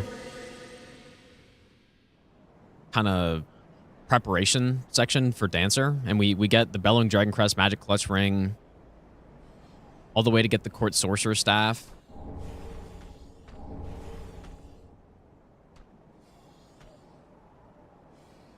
Go through a lot of sections here.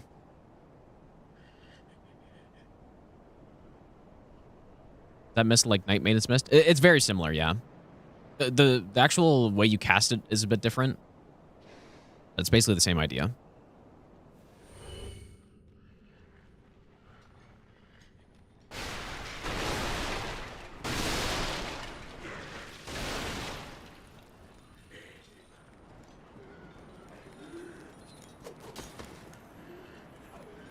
The Nightmare Random Seed get uploaded? It will eventually, yeah. Will eventually, but it's probably going to take a lot of time.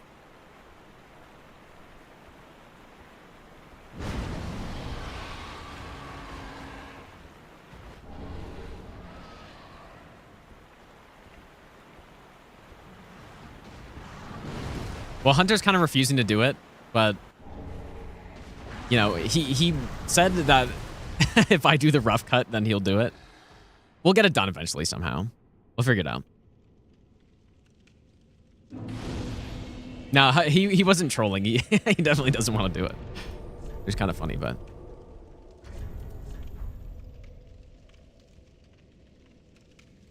no, it'll definitely turn into a video.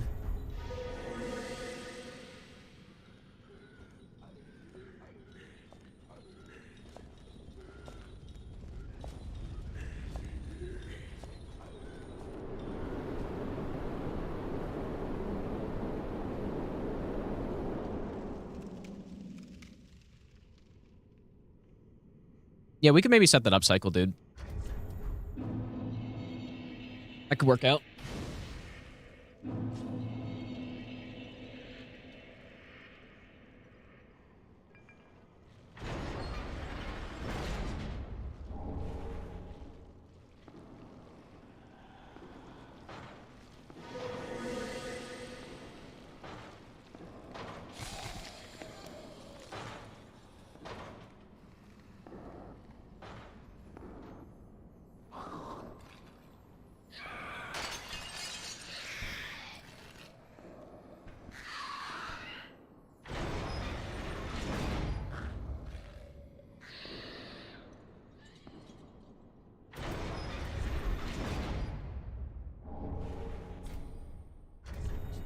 It's probably slower to Homeward Bone here, but I don't know, maybe safer.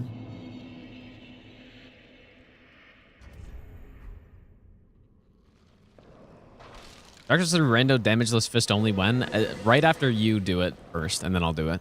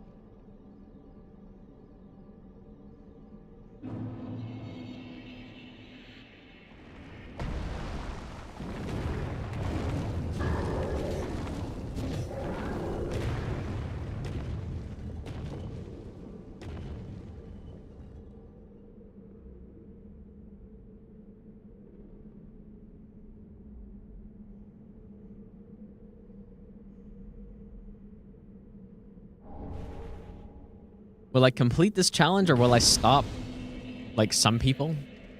Do you mean the sorcery no hit run that I'm doing at the moment or what? But yeah, I think I'll finish it. But I don't know. There have been a couple runs that I haven't finished before.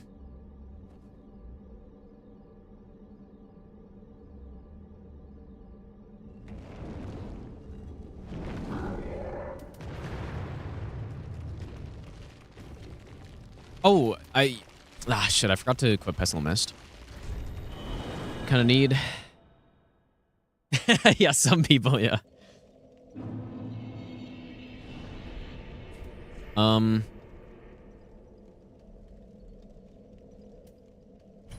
guess I don't need Spook. I don't die from this fall, right? This shouldn't be too big.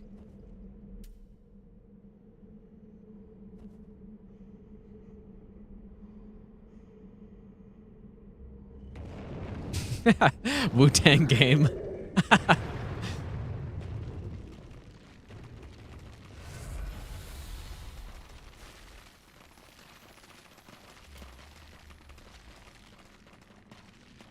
Yeah, I'm going to try it out too.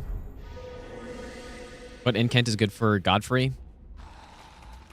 Lightning Spear is decent.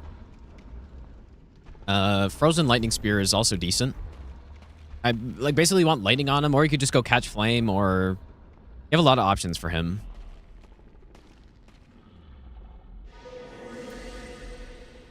Catch flame is probably the best, and even though it's not lightning damage, he's not particularly weak to fire or something, but it just the DPS of catch flame is so high.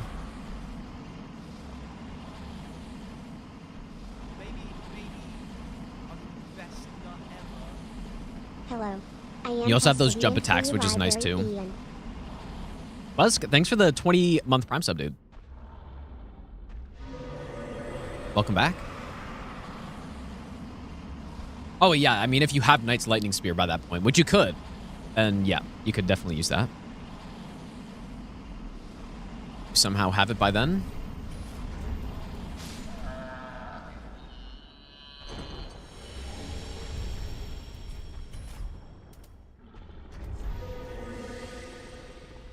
How do you raise the damage, though? I mean, you want to be using the buffs.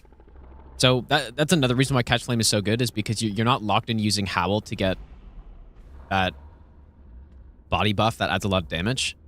So when you're using Catch Flame, you can just use Flame Grant Me Strength, and that'll give you 20% more damage on your fire. Oh.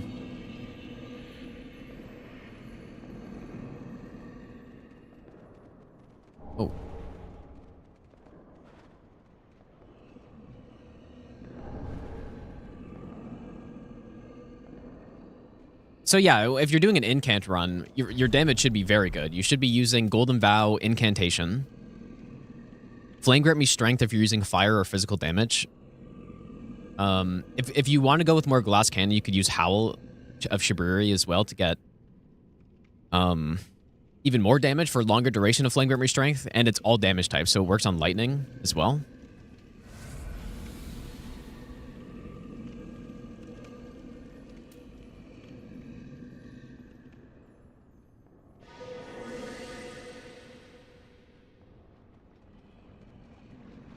And so, yeah, that's probably what you want. And then, of course, your physics should be...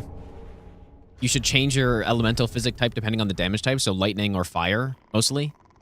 And then the other physics slot could basically be whatever you want, but if you're not capped on faith, then you should go with the faith tier or... You know, whatever else makes sense for the situation.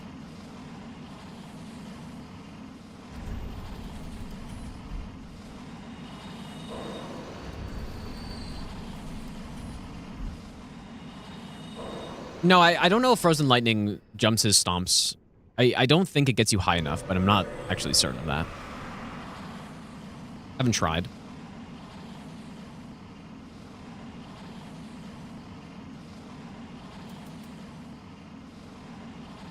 I actually don't have getting the Dark Clutch ring in the notes.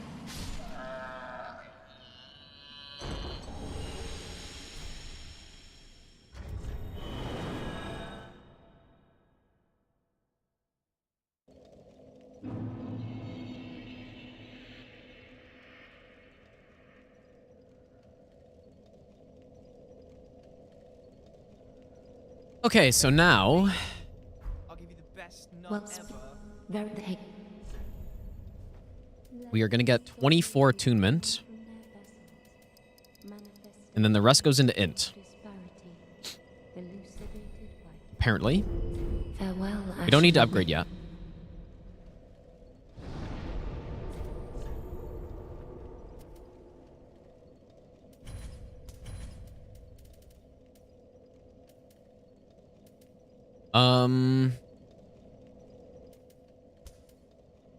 I think in the past, oh no, I guess we use Flash Sword on Dancer, also. Socken, thanks for the 18-month resub. Oh, I didn't even read it, Buzz. You are Custody Ian, or you Library Ian. Perfect. All right, let's go do Dancer. How's the weather in Lubbock today? It's really hot and dry. Clear skies. We should have everything we need. Why does my game look so good? I'm playing in 4K and max settings, I guess. Probably why.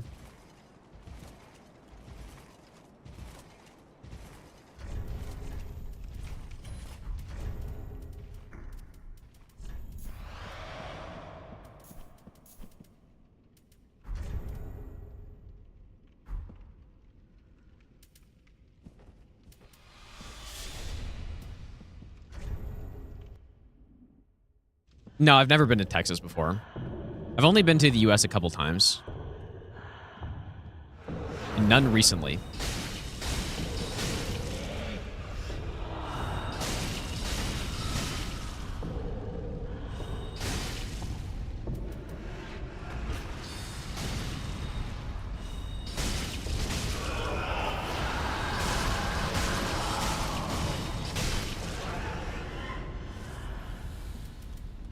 I think I got that canceled.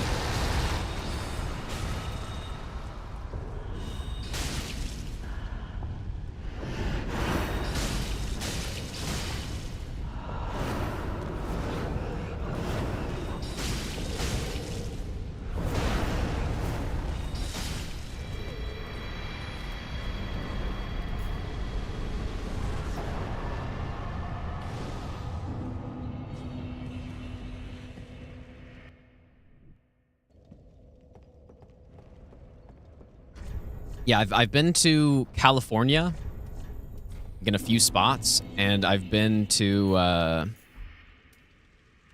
New York. Maybe I'll give you the best. And nut I ever. think that's it.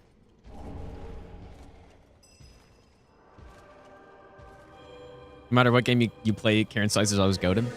Yeah, well, it's kind of not, but it's exactly how strong it should be in this game, in my opinion. In Elden Ring, they made it way too good. In this game, I think it's in the right spot, where it's a useful tool for a sorcerer, but it's not even close to the best damage or DPS you can get. Well, okay, maybe not even close isn't right, but I think it's the correct amount of powerful in this.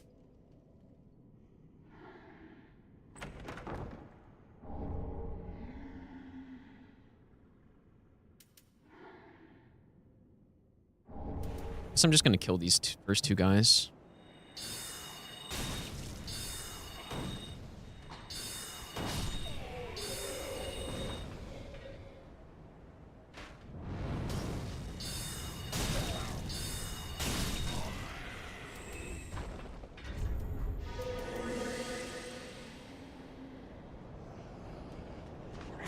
Yeah, I can't say I would really ever want to go back to those places. Not that they weren't nice or something, but I just don't. I just don't really like traveling in the first place, dude. Why does this guy move up here?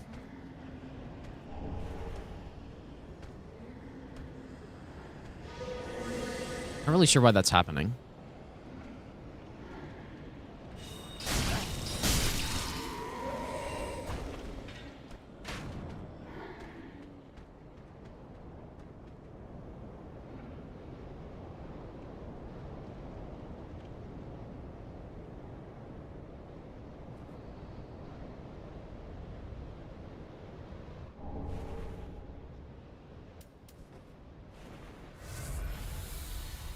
I would basically definitively not travel to Japan if FromSoft invited me. I just, like I said, I don't really like traveling. And yeah, I just wouldn't. Unless, I don't know.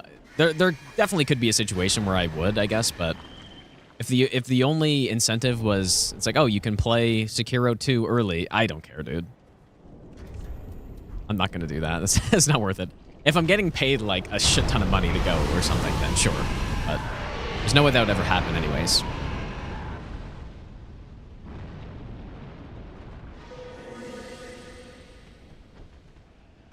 Well, I guess it probably wouldn't have to be a shit ton of money, but, you know, just decent amount.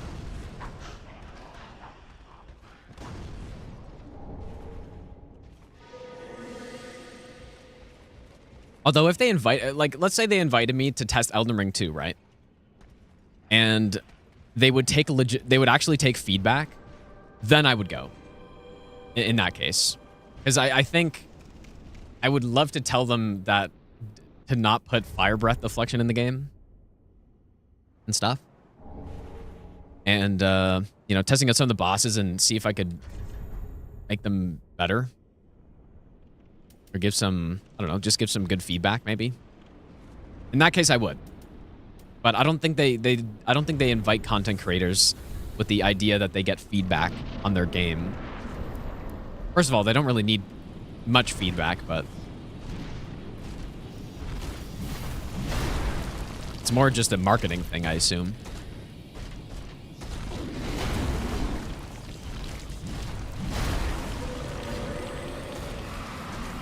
It's funny, whenever I say stuff like that, people think I'm gonna go there and try to make the bosses just insanely hard or something. Like, oh, don't let him give any feedback on bosses. He's gonna make Millennia 2.0 or something. Which is just totally not even close to true.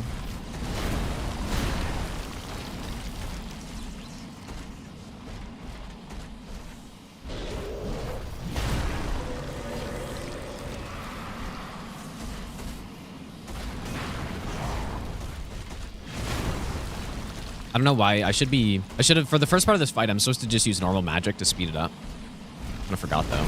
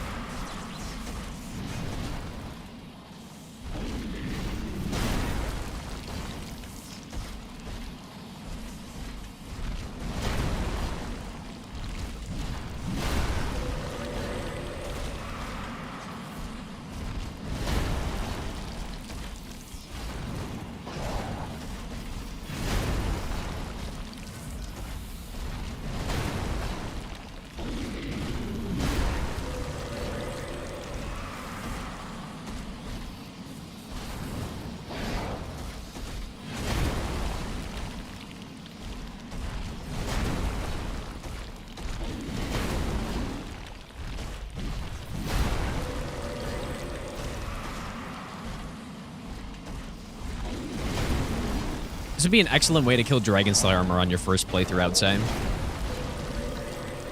God, I don't know if people struggle with him too much.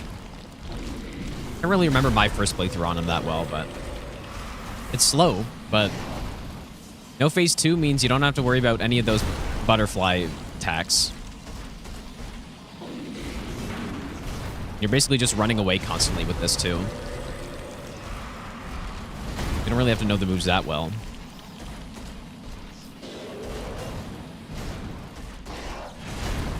Yeah, he is fairly straightforward though. And I guess on normal playthroughs, the butterfly attacks don't really pose that much of a threat. More for no hit that they're a problem.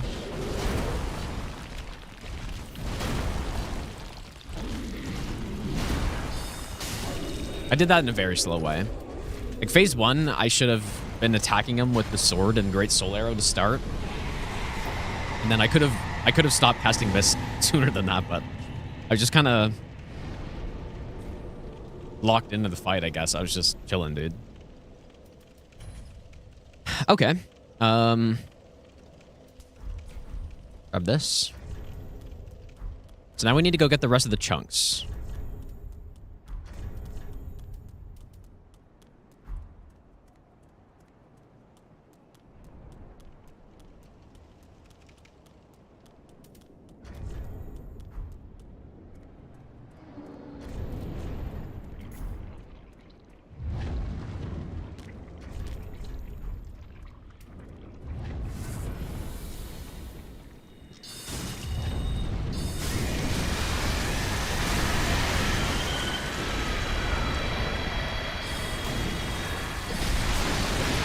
What are things, Kiro? Are there things that I would add or change? Not really, honestly. Like, Sekiro is a really well-executed game, in my opinion. My biggest complaint about the game, it's a pretty small one, but it's the movement in the game, I feel like is... This is probably an unpopular opinion, but I feel like the movement in the game is bad. And so that's what I would change about it, probably. And what I mean by that is... There's some souls up here, right? I thought. Mind gem, maybe not. But is this an ember or soul? Ember. What I mean by that is so what they changed in Sekiro compared to Souls is instead of when you're trying to sprint, instead of holding B where there's a few seconds where you have a startup to your sprint. Like right here, if you watch my controller, it takes me a little bit of time to start up the sprint. Instead of doing that, they made it so that you do an immediate dash when you press down B. And then you start sprinting after. And it honestly feels horrible, in my opinion.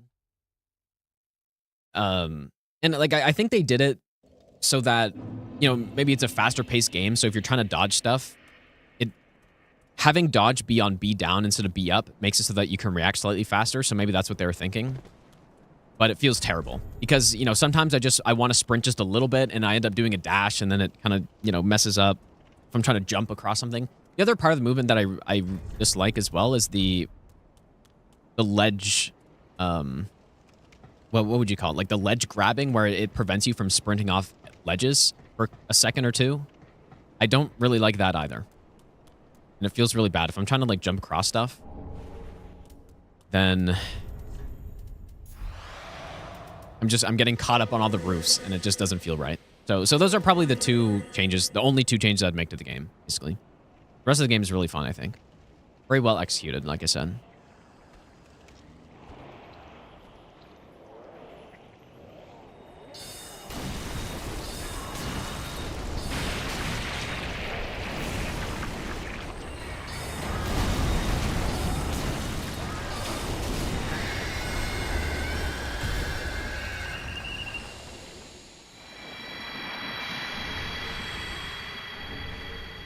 You'd opt to have more weapon movesets. Yeah, I think that would be cool for some replayability in the game if they had different weapons and stuff, but... Okay, so we have 2 extra large shards here. Which actually means in Smoldering Lake, I don't have to pick up any, is what that means.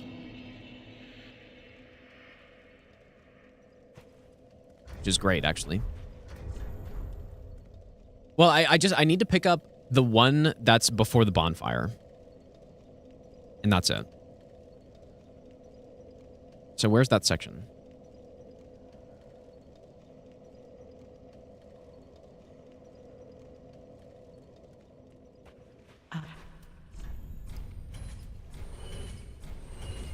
Yeah, in my opinion, though, Heroes, maybe they're the best executed game that I've played from FromSoft.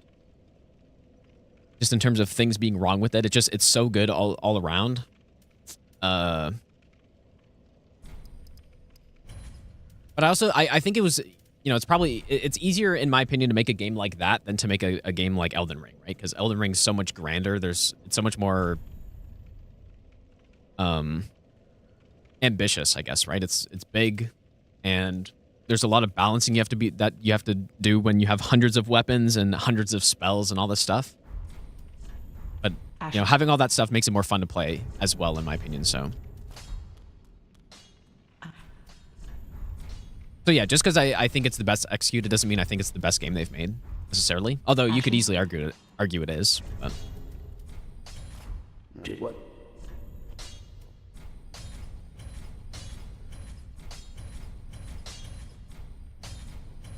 Okay, there's +9.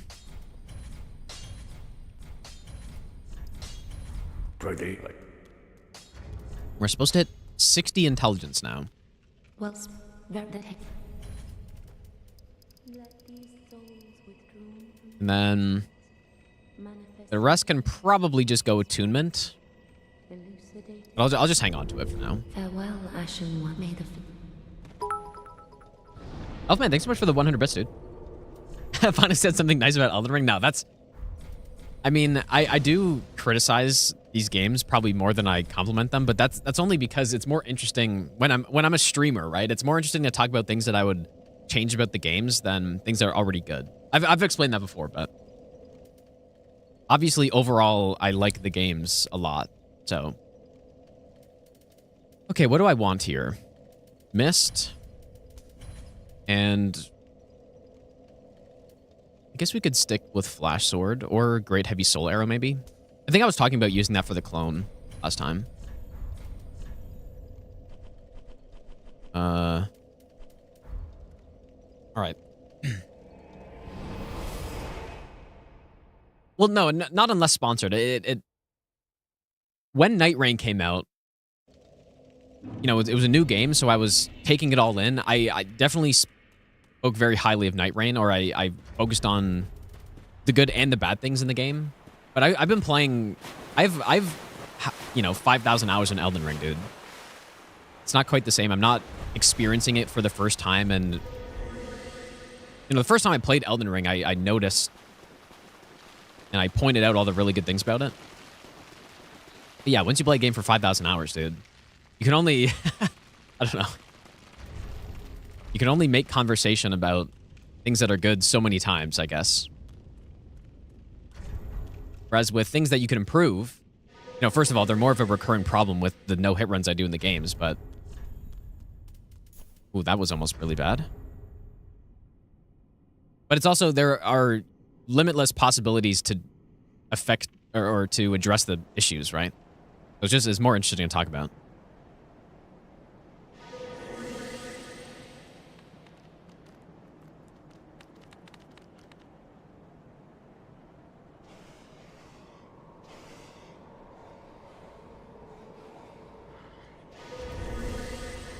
And then I guess another instance where I point out the really good things about a game like Elden Ring is when I'm comparing it to other stuff.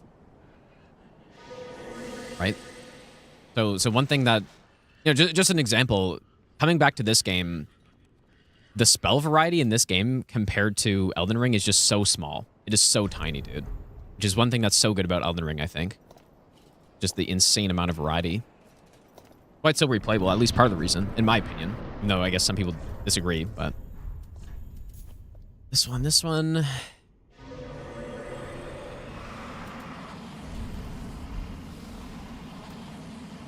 So yeah, I'm going to attempt to use Great Heavy Soul Arrow and free aim the clone, I think.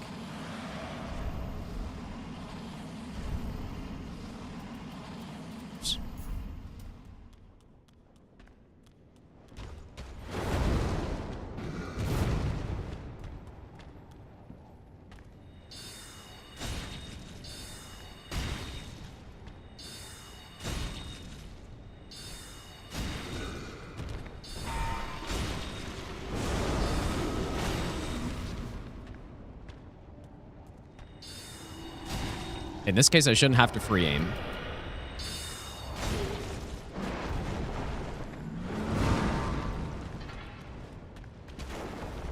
Dude, like, how does that not hit him?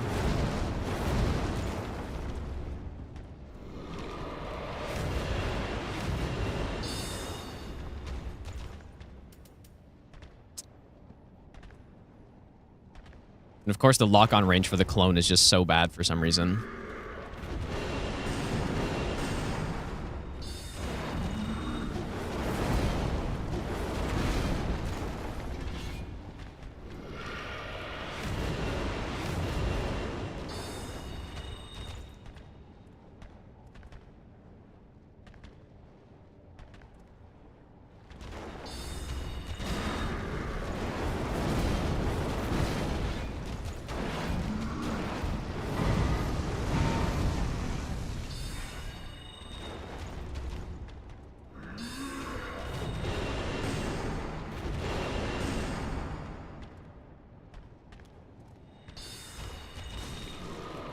Like, dude, this boss is something else, dude.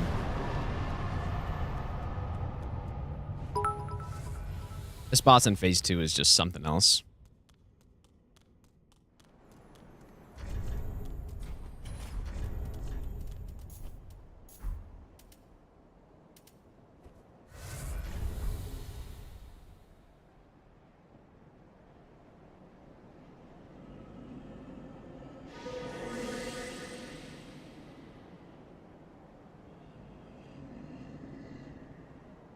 Well, yeah, I mean, if I take out the clone, it makes things a bit safer.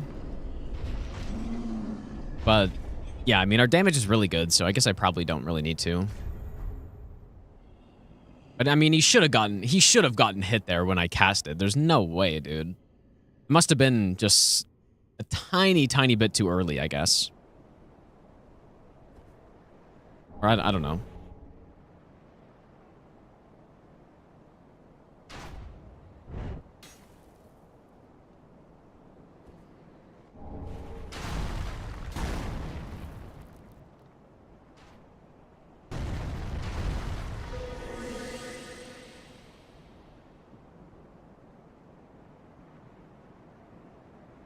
Biggest flaw in Elden Ring is the repetition of bosses. Yeah, I mean, it's ideally it wouldn't have that. But in my opinion, it's not actually that big of a deal. I'm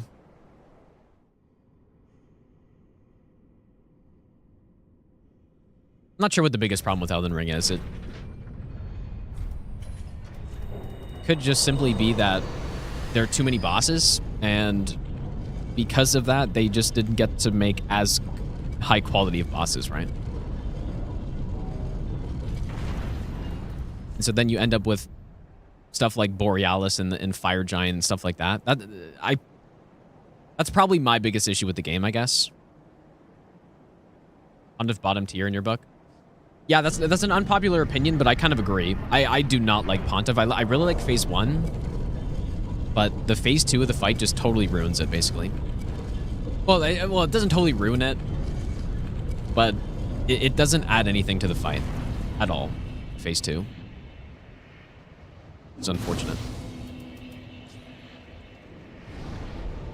I think they fixed it with DLC.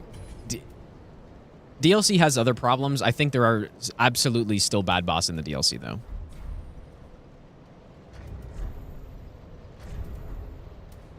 There's undoubtedly some atrocious bosses in the DLC. I mean, think about it. They put... How many NPC bosses are in the DLC, dude? Like 11?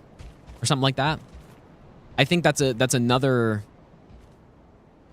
It's sort of a symptom of having things too big. And maybe just instead of putting copy-paste bosses, which they saw people complain about, they're like, oh, let's just put Dancer of Rana and Solitary Knight and Red Bear and all of these NPC bosses, dude.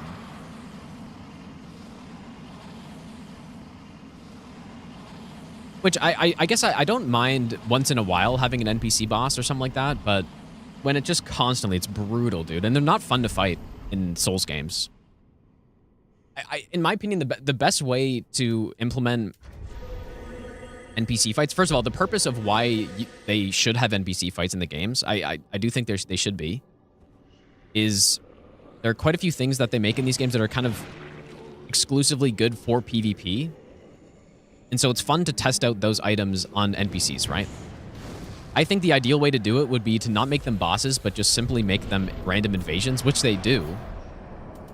But they should have done that more. And they just probably shouldn't have them as bosses at all, I think.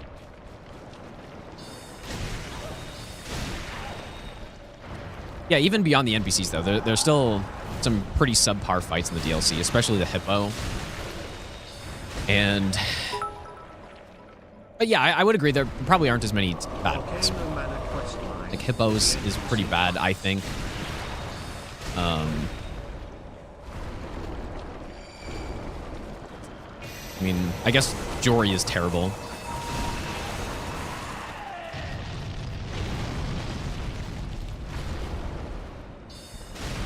Not sure if I can think of too many more, though, that aren't just NPCs.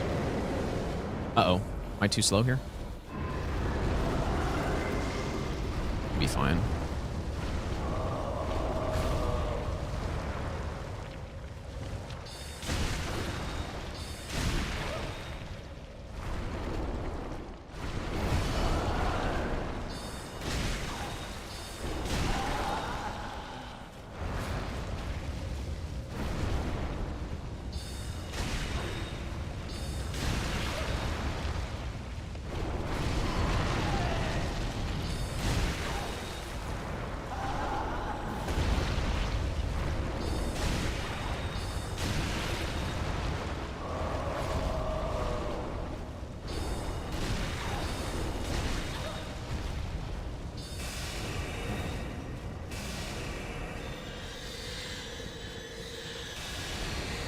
Really bad.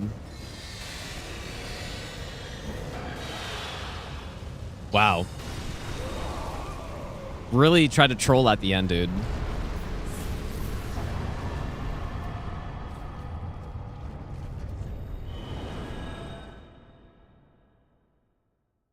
Because I couldn't do that last shot because the pillar was just totally blocking it. So. Well, then take. Yeah, that was not ideal. Farewell, Ashen One.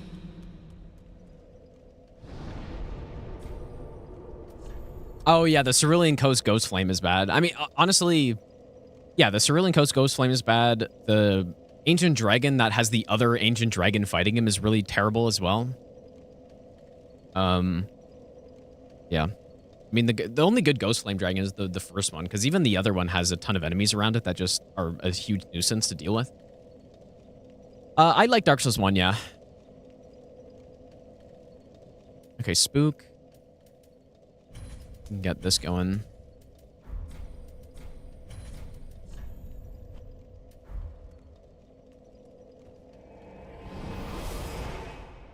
Yeah, Metter's not a great boss, but I wouldn't put it into the category of like absolute shit bosses, though. My first impression was that, but I mean, it is pretty bad. The fact that it's just there's some attack in phase 2 that is basically undodgeable unless you play the boss in a really unfun way, and then combine that with summoning of other enemies during the fight. Now, luckily, they're only the small hands, and they're not really that big of a deal, but still.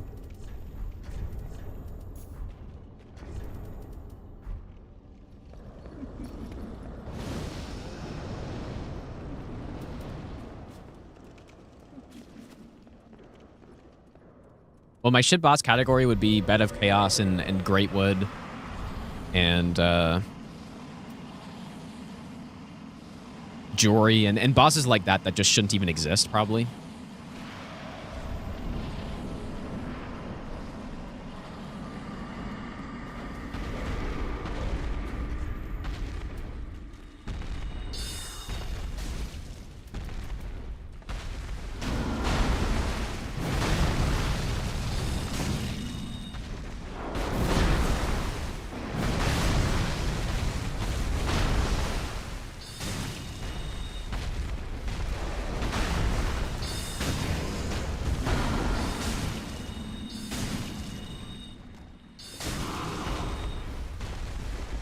I could probably do a great soul arrow as that final headshot there.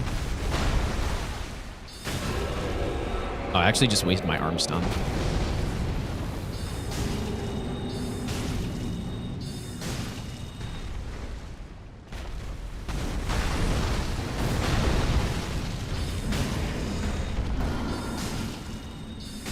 Let's see.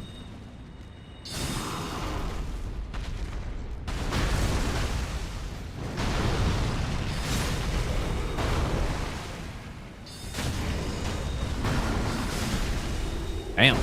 Combo, dude.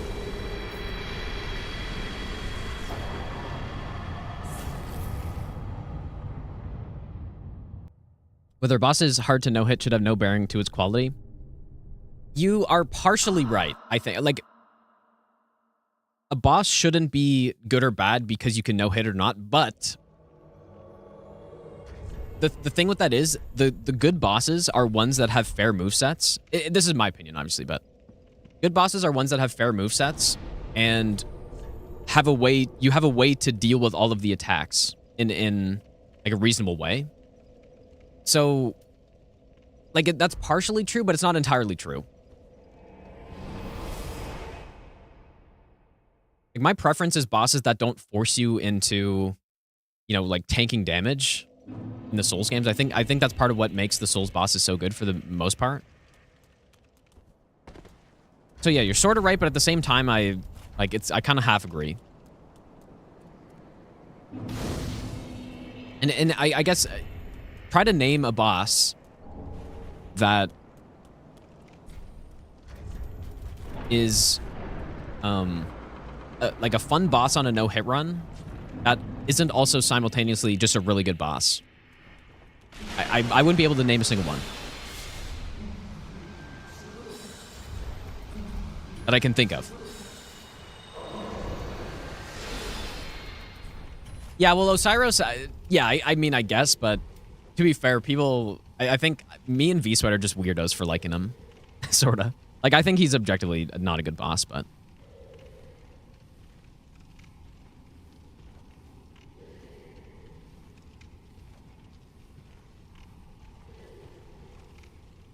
Yeah, Millennia, I guess, yeah.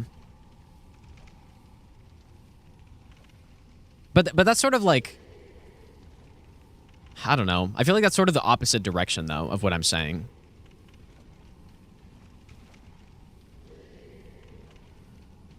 Because I'm saying there aren't many good Souls bosses that force you to tank hits, right? You know, think about the attacks that are the problems. Elden Stars, Fire Giant, Fire Breath. Those are shit attacks on bosses that casual players and no-hit runners agree are just absolute garbage, right?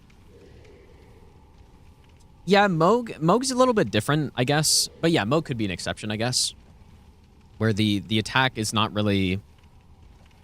It's more of a scripted attack than something like Elden Stars. So... But yeah, true. But so yeah, all that being said, kind of my point is that they, like, I don't think necessarily they should design bosses for no-hit runs, which some people have claimed that I say that. I definitely don't. But that being said, well-designed bosses should have attacks that are, you know, reasonably avoidable in numerous ways, I guess, right? And so it just so happens that the good bosses should also be good for no-hit, I think. It just, like, that's just how it works, no? Golden Hippo's a great boss, right? Yeah. Yeah, Golden Hippo's terrible. And yeah, I guess the simple reason for that is players, whether they're doing no-hit runs or they're on their first playthrough, it doesn't feel good to get hit by bullshit attacks. And for no-hit, it doesn't feel good to try to, you know, work around them for the most part. Like, the Elden Stars dodge is terrible, dude. It's really bad. And when people are on their first playthrough and they're dealing with Elden Stars, like, what is this absolute bullshit, dude? You know?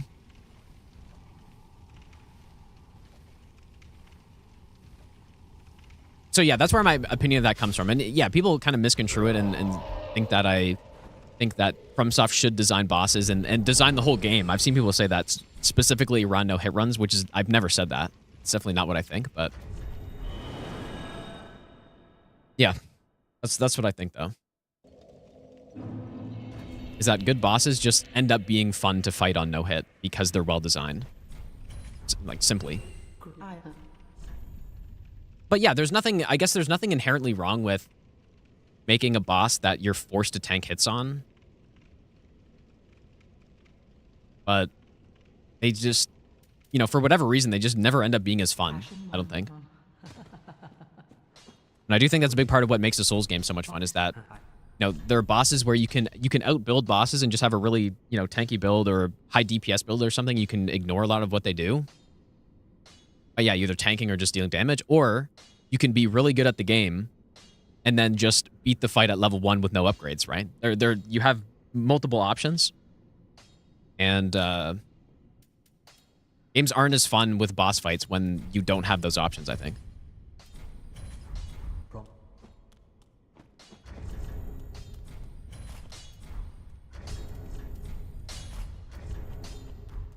Well,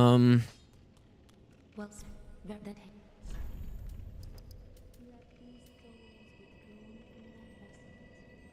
Maybe I'll get some endurance here.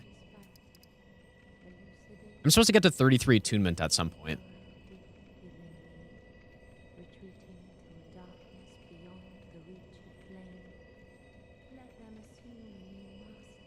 Endurance would be nice, though. I'm sure it doesn't matter. Unless I wasn't supposed to spend this on something else. Okay, so we go Soul Mass, Soul Spear, and Soul Arrow.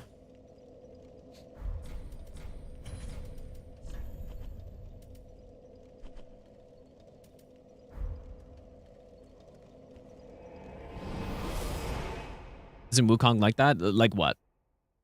Where you have to like tank damage or something?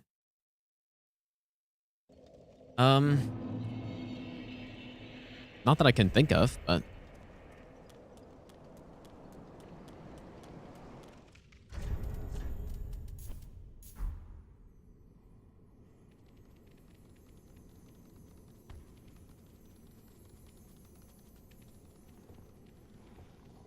yeah, frame traps. Go watch my first fight against Consort, and like, because yeah, frame traps are just not fun, no matter what. Like, wow, I have no way to deal with this attack, and it's just total bullshit unless I block, right? And it's just that's another instance. Think about how many people were saying how bullshit it was that Consort had a frame trap attack, and it was so many people that they changed it, right? They conceded that it was bullshit. But yeah, you know, you could try to argue that it's fine because you can just block it, so there are ways to deal with it, but I don't know, people just overall consensus is that those types of attacks are just no fun. They're not fair. And yeah, so that's kind of the reason why good bosses are also just good on no hit as well, right?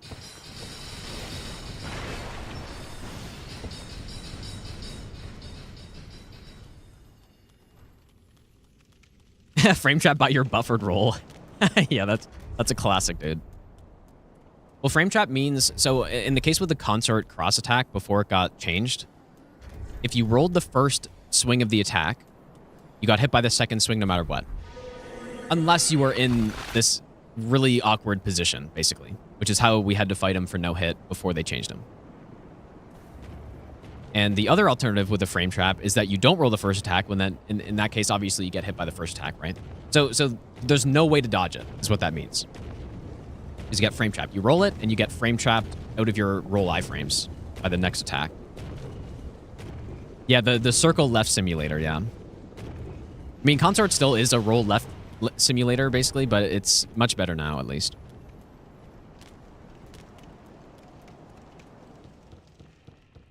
Waterfowl without a guide's impossible to learn. Yeah, Waterfowl is not a good attack, in my opinion.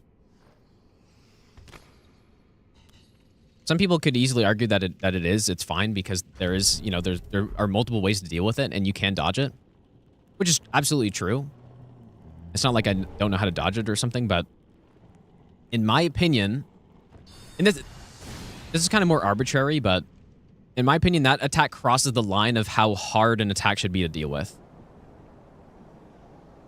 But yeah, someone could easily just say that they don't think it crosses the line, which is perfectly defensible, right? It's just my opinion that that's a little bit too much.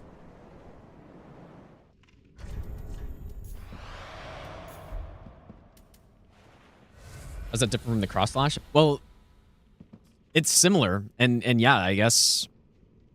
I guess the main difference with waterfowl and the cross attack is that, I mean, there are more ways to deal with waterfowl, but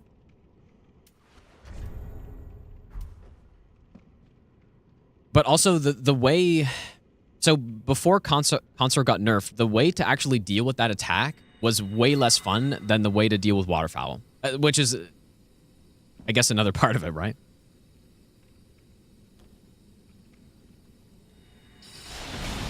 That is another thing that matters.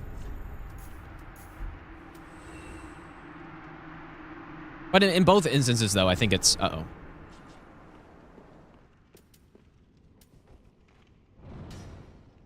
Holy shit, dude. Both instances, I think it's not good. The cross attack is kind of more blatantly not good, but they both cross the line, in my opinion, and make the boss fight less fun. Or, well, yeah, Millennia, like I said, Millennia's a little different because the way to actually deal with it is much more fun than the way it was for Consort. But I just think they make the game for players who haven't played the game 1,000 times, right? So if you're going into Millennia the first time and you're trying to deal with waterfowl, you're just not... It's not going to be fun because there's no way you're going to figure out the correct dodge.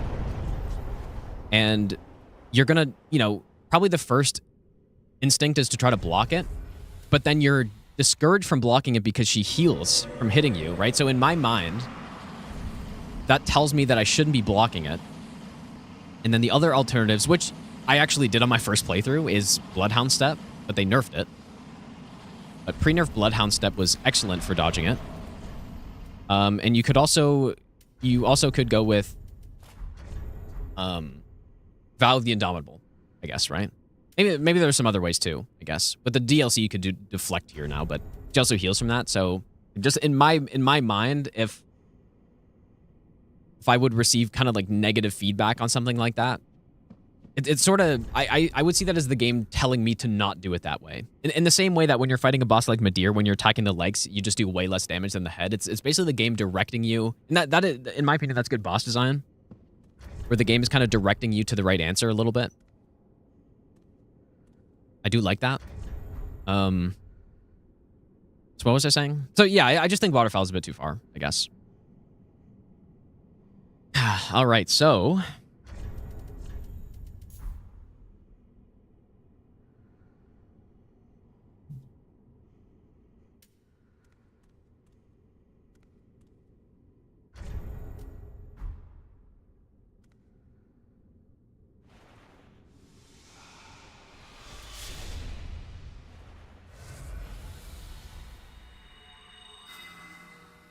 I'm actually going to redo this because I messed up.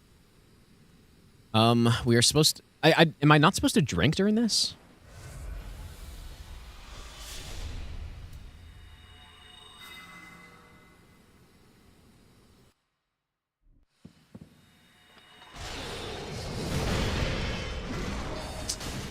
And I missed him somehow. So I didn't walk far up enough.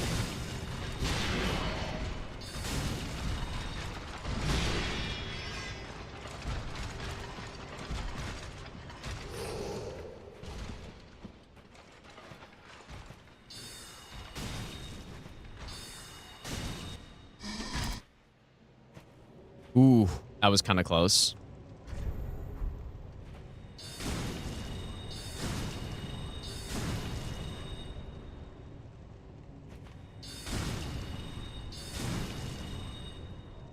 What are people have a god complex for simply beating the game? Well, I don't know about... That's pretty general, but there are a group of people who And I feel like a pretty big, decent-sized group of people that really hate when they nerf bosses. Because, you know, other people have an easier experience than they did on the boss, and they just really like hard bosses, just for the sake of being hard, basically. I'm not really one of those people at all. I'm kind of looking for more well-designed stuff rather than just simply difficulty. But if I only cared about difficulty, then I would love the cross slash because it just makes the fight harder, you know? It's just not in a good way, in my opinion, which is why I don't like it, but...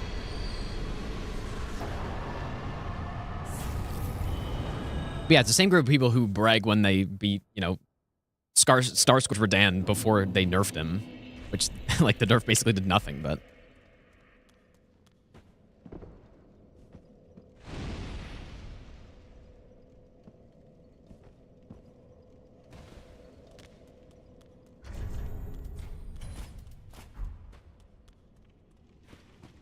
Called Edge Alerts? Nah, it's a little different, but...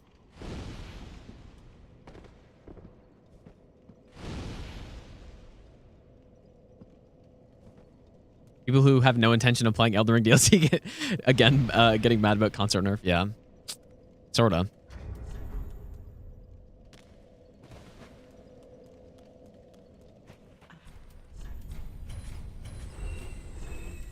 Probably not even worth buying this slab.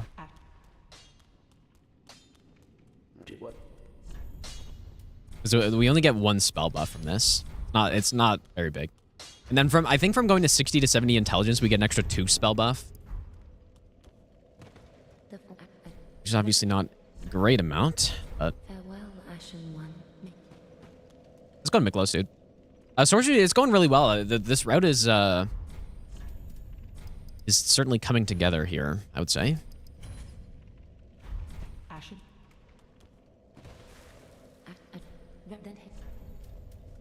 Alright, I guess I'll get 33 now.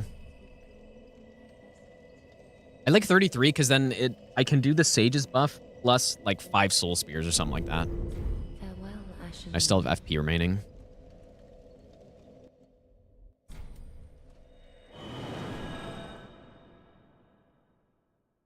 You beat pre-nerf consort, but you leave out the part that you 6-shot him with the Blood Fiend's arm. Dang, dude. Chad.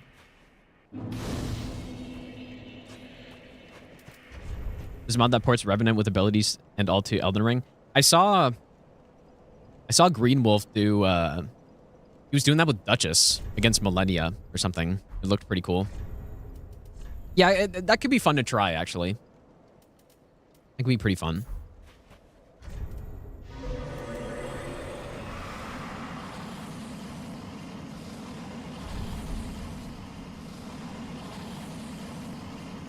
Somebody asked if I ever died doing this setup. I don't believe I have, but I don't know. Accidentally backstep instead of roll, and then I die from it or something. Could easily happen. Oh, I forgot the bone shard, dude. Whoops. It's fine. I guess we'll do it after this. Okay. Good old Cinder.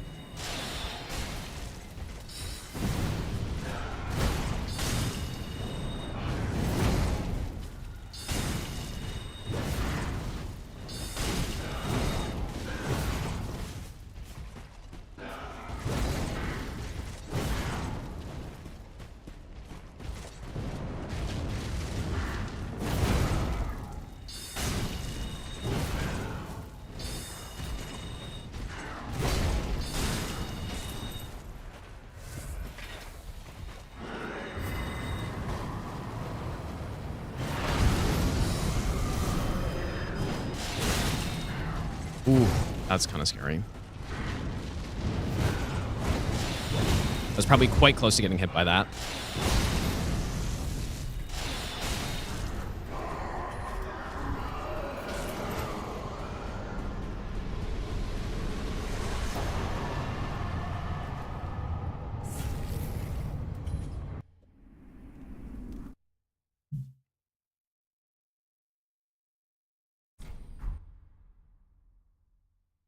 All right, well, there's a sorcery any percent, which I haven't done in probably 5 years, approximately.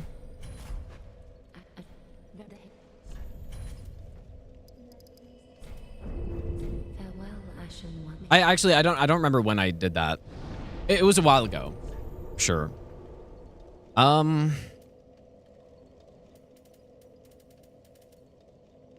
This looks fine.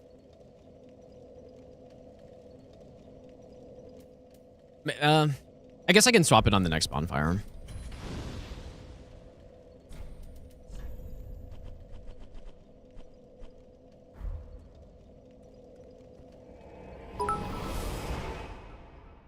Michael, thanks for the 100 bits, dude. 101 bits. Thanks, dude. Wiser, thanks for the 500 bits as well, dude.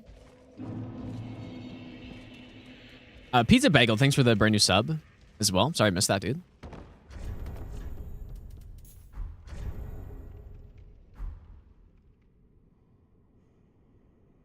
The Cinder Cheese, I actually don't know what that is. I don't think. What is the Cinder Cheese?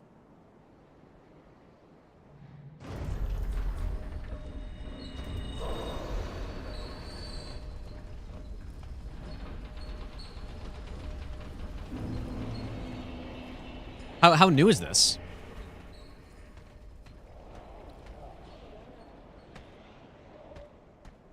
Do you get him stuck on a stump or something like that? Like,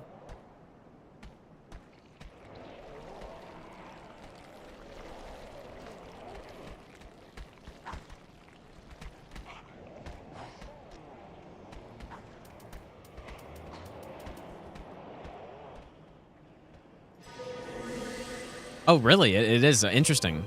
Yeah, I've never seen that.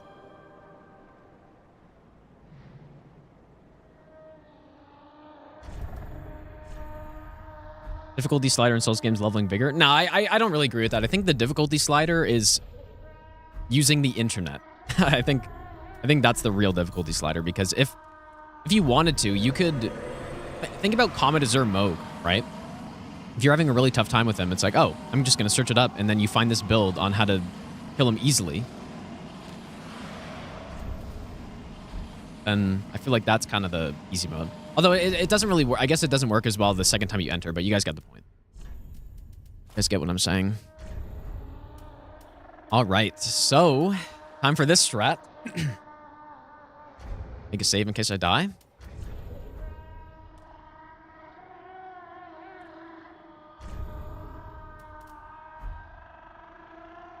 So we do 2 shots. If he transitions immediately, then I drink and then headshot. Belvine, 2 shots, headshot, kill. If he allows me to do 3 shots, then I do the headshot, drink, and then the sequence. All about when I drink the blue flask, basically. Now, I could just do the cheese here, but this strat is much cooler if I can execute it.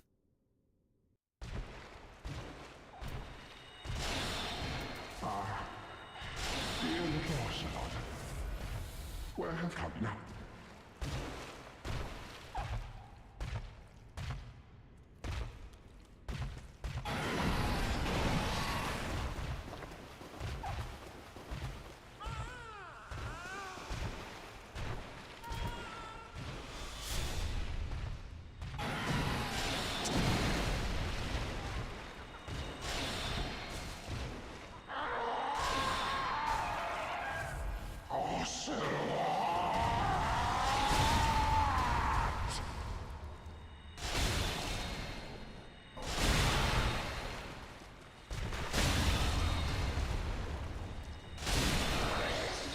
Beautiful. It was a little awkward because he transitioned so early, but still worked out.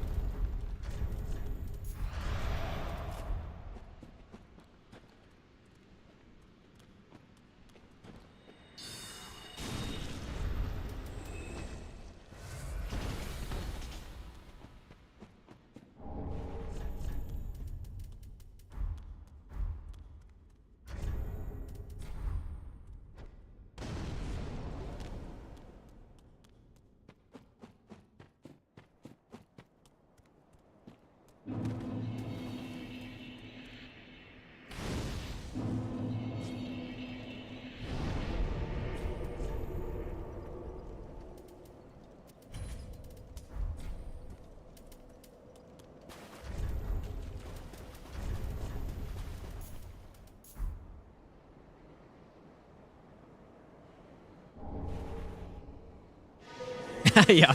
Firebomb used, run invalidated, dude. Unlucky.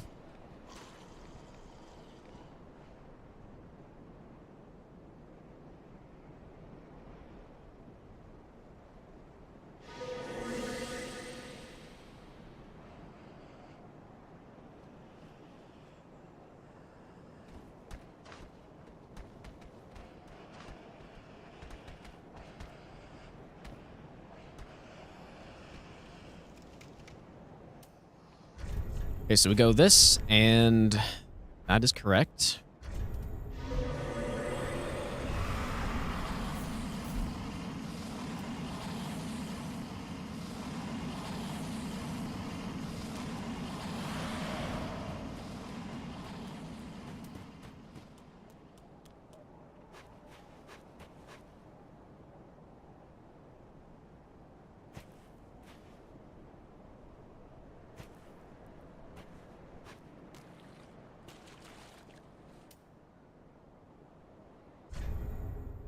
Okay, so we buff. Soul mass. Drink.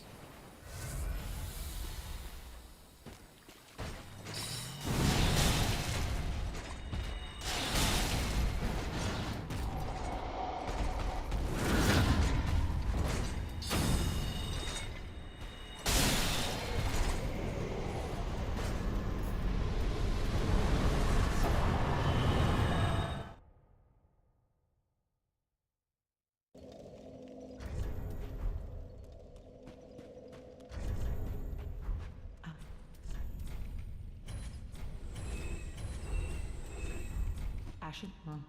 Another pretty nice strat. I probably don't need to do these bosses this early. Or Oceiros and Champion, I probably save until later, but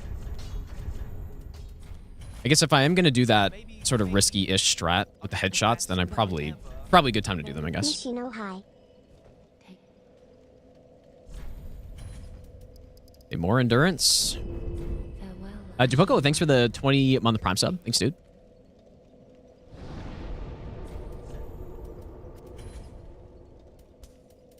This all should be correct, I think.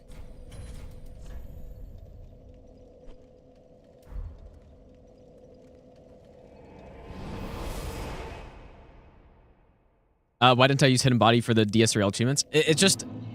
Using Hidden Body at the time was kind of like frowned upon, I guess. So I just never used it. I never used it until recently. Fairly recently, at least. Because people didn't really use it back then. Even people doing magic sorcery runs, they just didn't use it.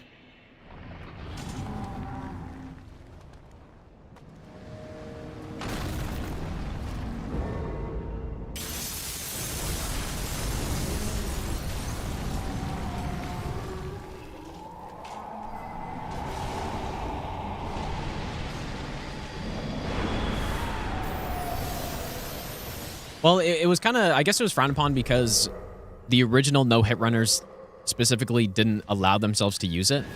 Like Hob and Frost, like they just didn't allow themselves to use it.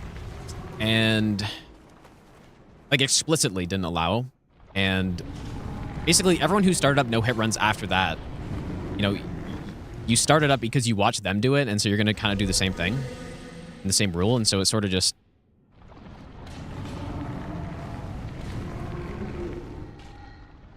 People just didn't use it because they didn't. Really, this is actually safe.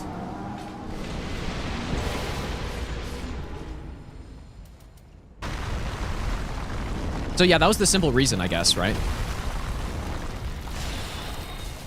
That was simply it. And I think originally they didn't want to use it because they felt like it made it too easy. Which is fair. You can impose that own restriction, but just because they didn't want to use it, just nobody else wanted to. Right? You didn't want to be the first one to use it either.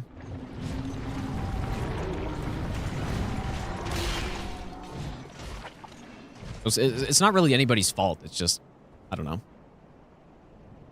Just what happened.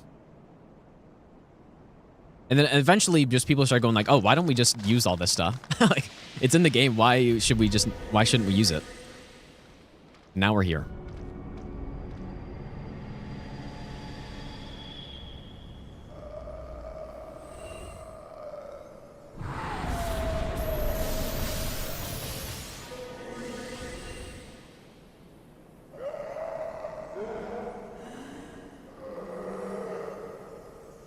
No, shields will never be allowed.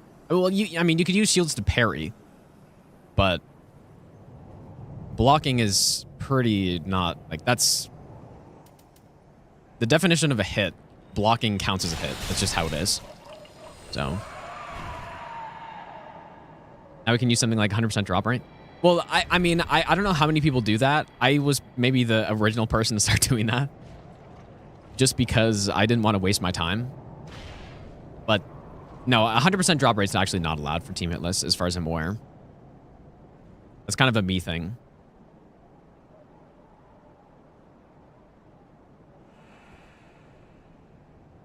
And it kind of started with Storyteller staff because, you know, my first, like most of my first runs, I didn't actually 100% drop rate it, but as I got more and more runs under my belt, I'm just like, I've farmed this so many times that I'm just not even going to bother this time.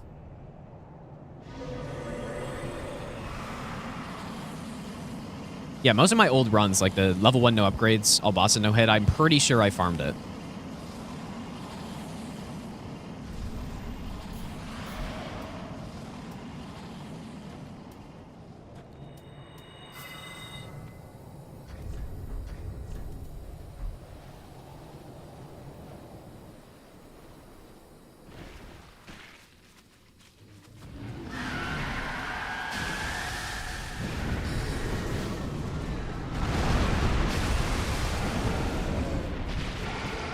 Not exactly the attack I was hoping for.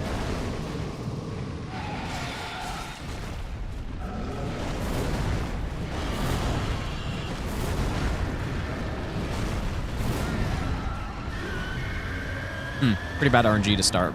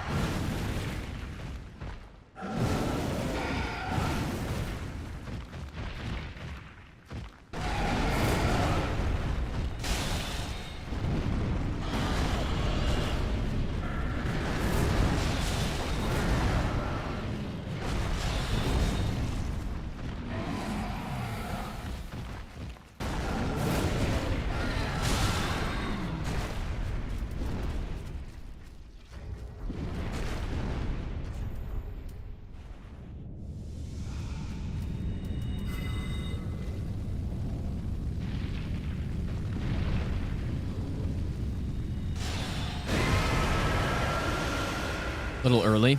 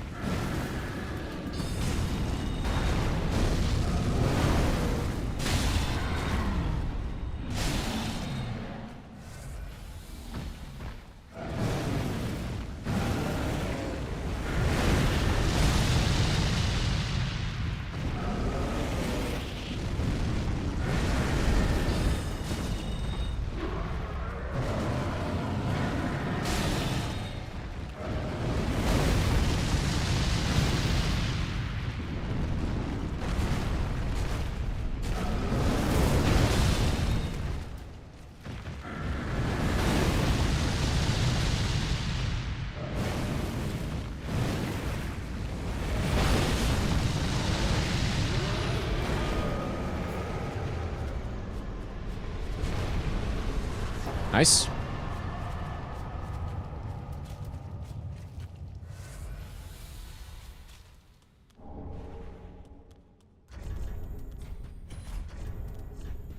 I wonder if I should take...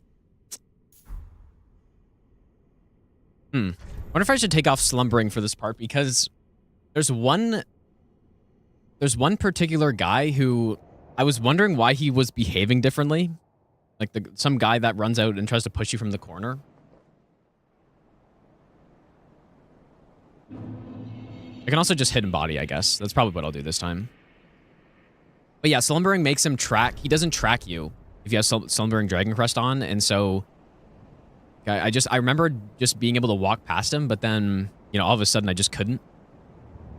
It's because I had Slumbering, and so he wasn't aggroing to me.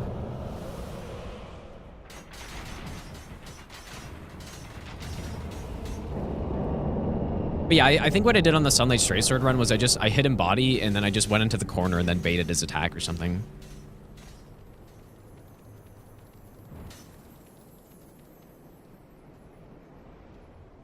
Did I say no hitting this game is more about memorizing bosses? I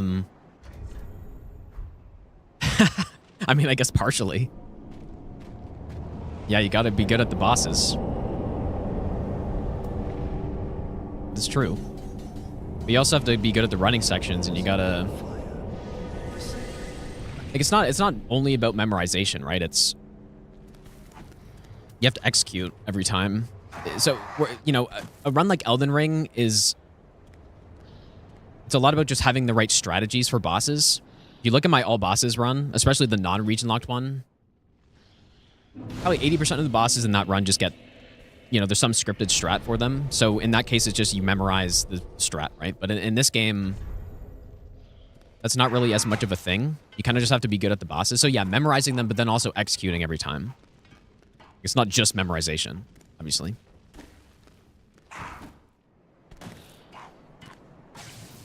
Yeah, I mean, you could know a whole enemy's moveset, but then be absolutely trash at avoiding it still, right? It's there's a possibility.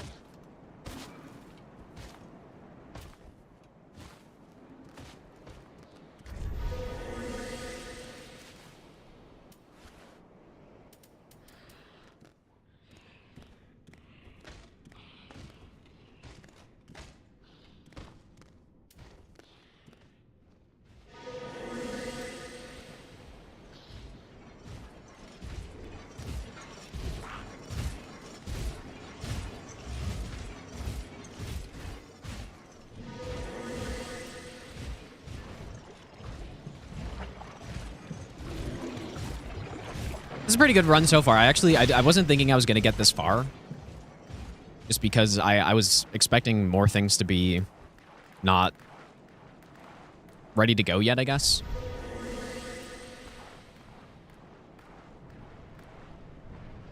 You know, I just thought maybe one of the strats would be bad or something like that. But so far, so good. And I wasn't actually intending to get the run on this attempt either. We haven't gotten it yet, obviously, but... I more just wanted to do a, you know, baseline run or something.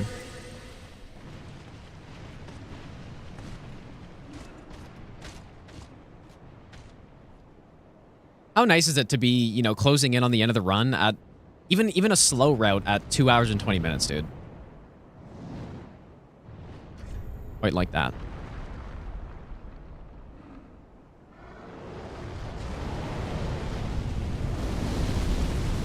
You know, the sorcery route compared to the melee route is, you know, turtle speed, basically.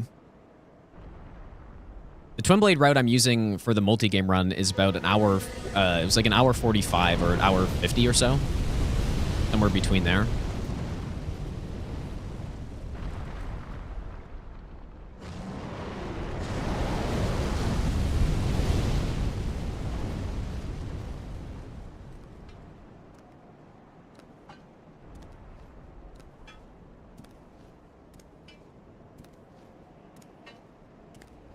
For this old grandma to walk out of the way.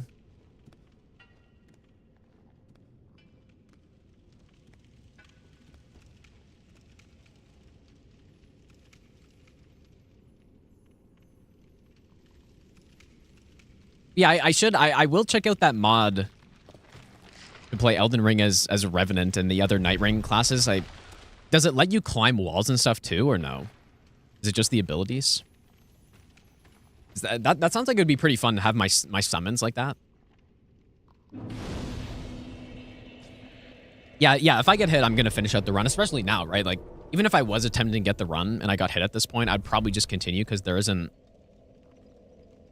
really isn't that much left. Mostly just the big bosses.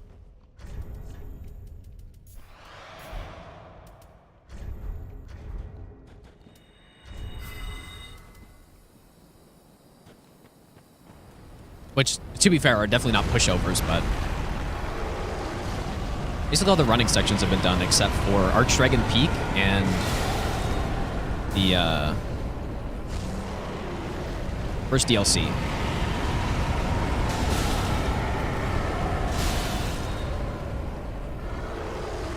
Why is my soul mass not firing?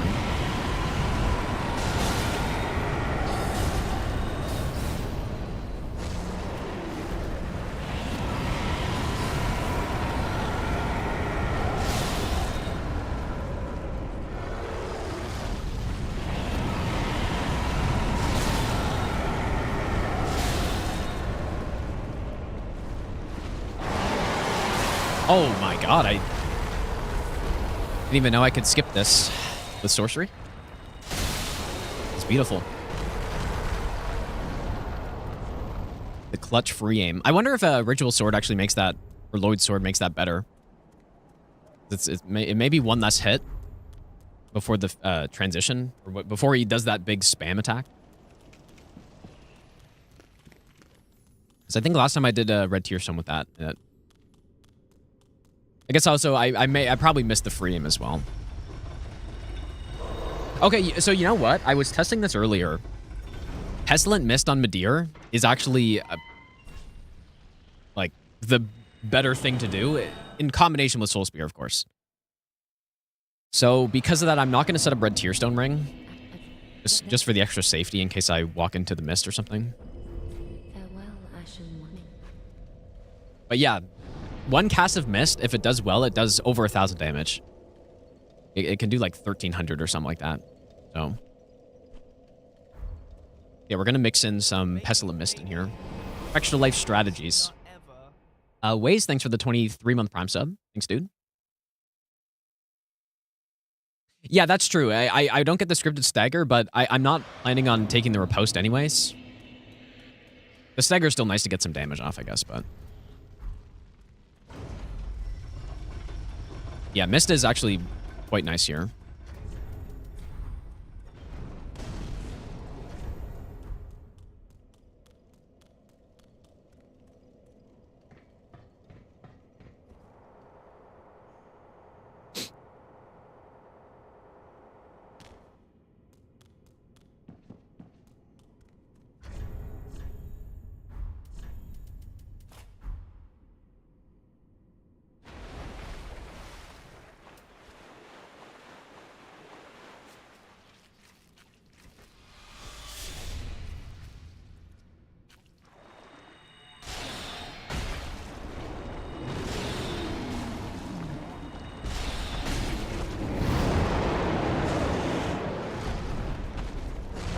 I could have easily done another attack there.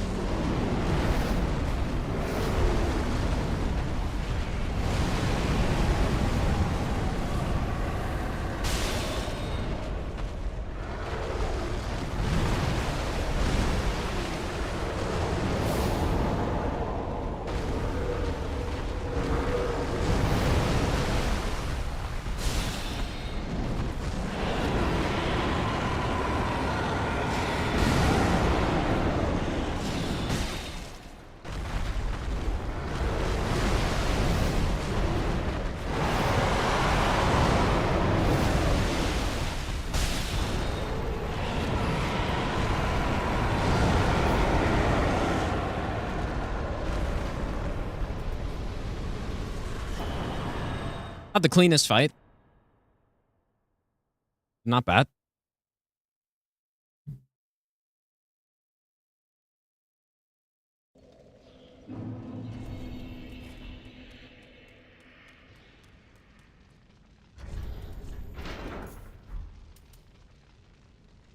Where do I think I'm most likely to get hit? Probably on...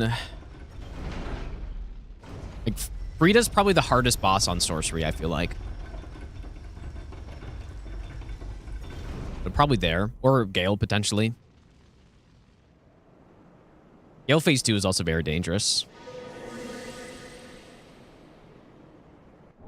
Gael phase 2 is dangerous on any run, honestly. The crossbow is quite a threat. Honestly, Gravetender's not bad with the strat I'm using. Gravetender's pretty good.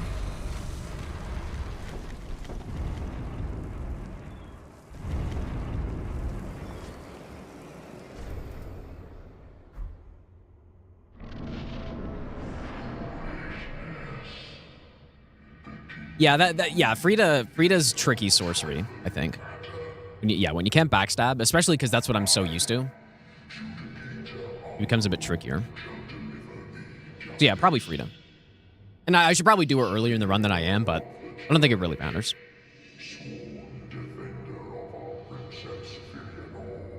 No, I'm not going to plunge Wyvern. I'm just going to blast him.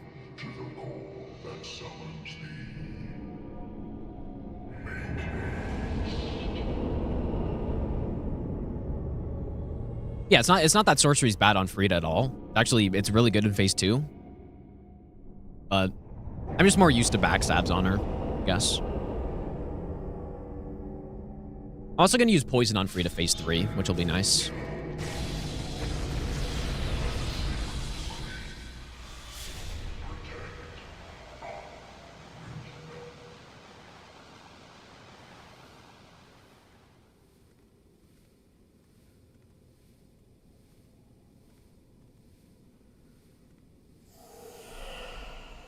Wait, Pyromancy show her flame? What are you talking about?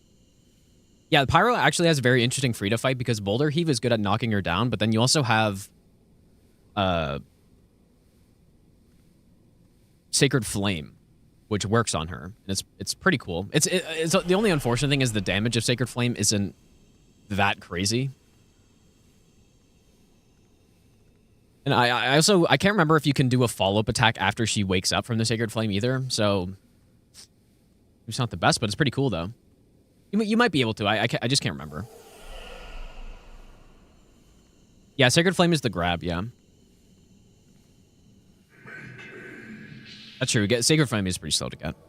But, I mean, we're probably going to be going into Demon Ruins anyways for, whatever that tome's called. Great Chaos Tome or something. I forget what it's called, but...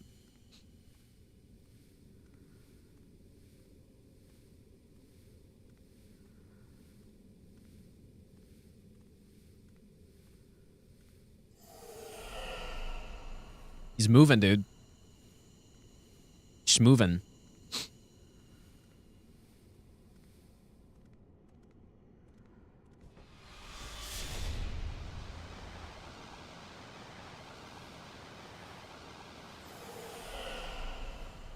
it going, Lucy? And Zaz, welcome back, dude.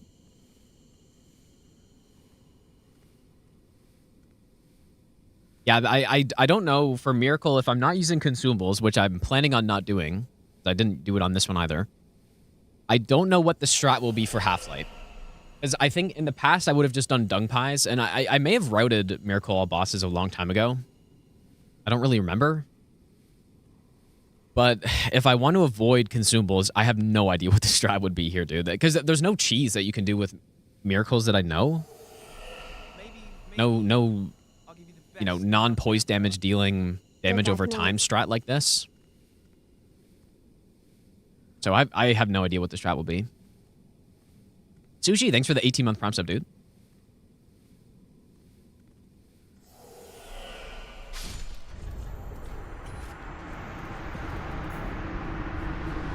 Yeah, dung pies are a miracle, yeah. Surely.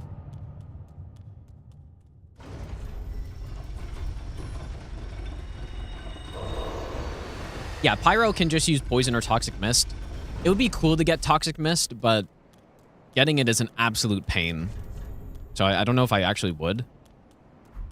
I would like if I were to get Toxic Mist, I would have to level up bigger, 100%.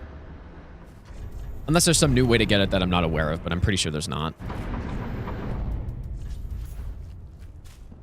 Oh, do you have a strat for it? That you don't need to level Vigor for? Because when I did all achievements, like obviously I had to get it. I had to level up to like 13 or 14 Vigor or something like that.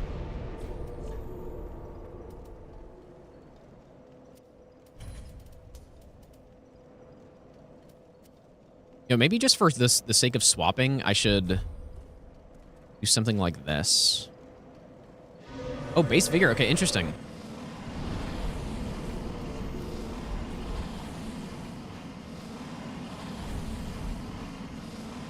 But consistent kinda is not. It's not making me hopeful, but yeah, I mean, I guess I don't mind leveling up a bit of Vigor, but the thing is, ideally, I would get it early in the... Oh, I have 420k. It's fine. Ideally, I would get it early in the run so I could use it for Deacons. So that part might be more of a problem. Because getting it late should be easier if I do actually get it. Could always respec, but respecking is kind of slow.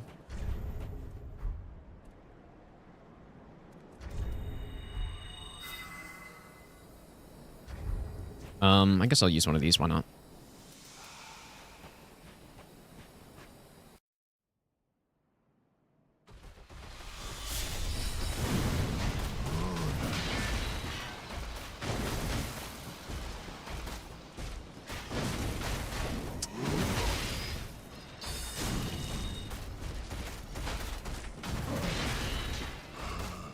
I wanted to poison him.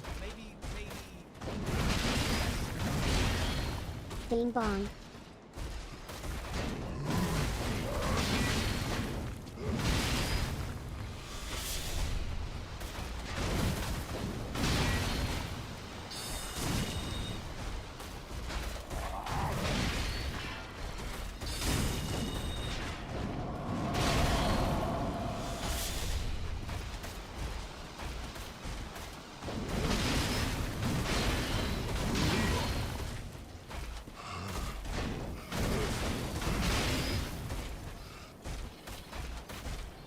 I mean, poison's like the STS isn't actually like that good in phase 1.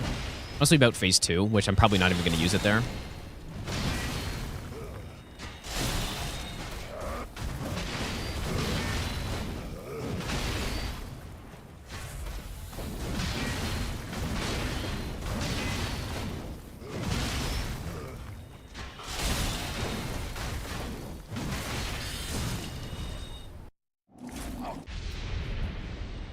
I think 3 is safe here.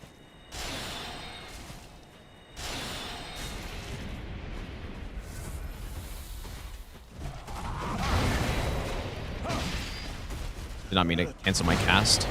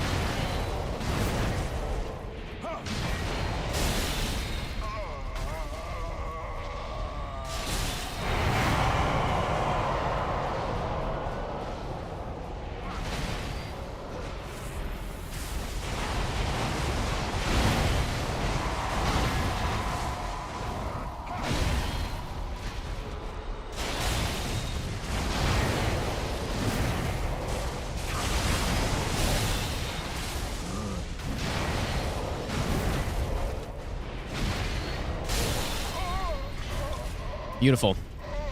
Honestly, that is so much easier than doing this cheese, I find. The cheese is...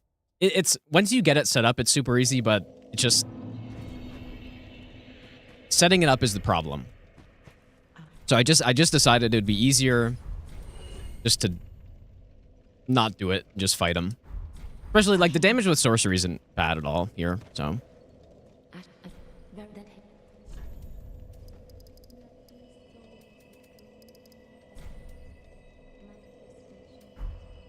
I'm pretty sure last time for Grave... Because our damage does matter. I'm pretty sure I got to 66 last time as well.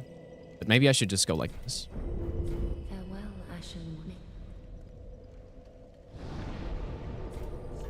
Okay.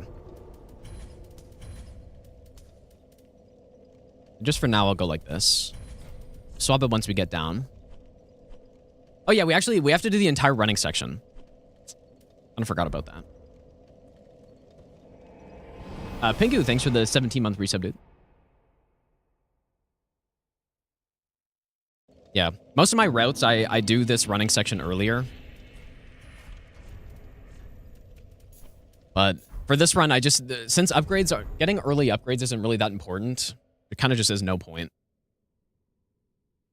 But that means we have to do this whole running section now, though.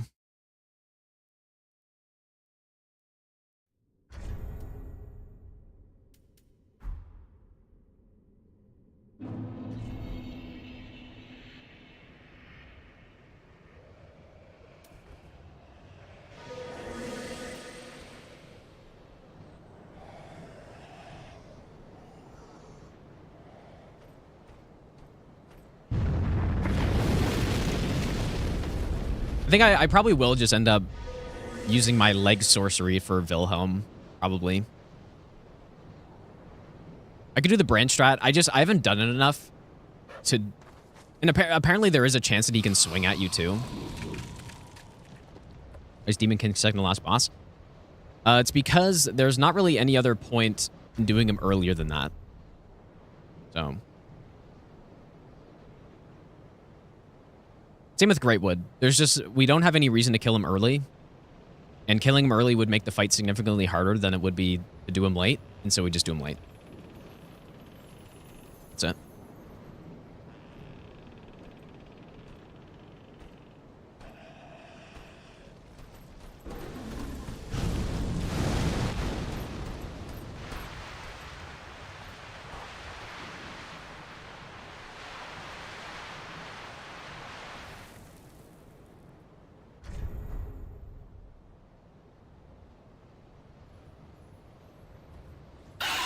So I normally do this section early so that I can do Scream Skip and have...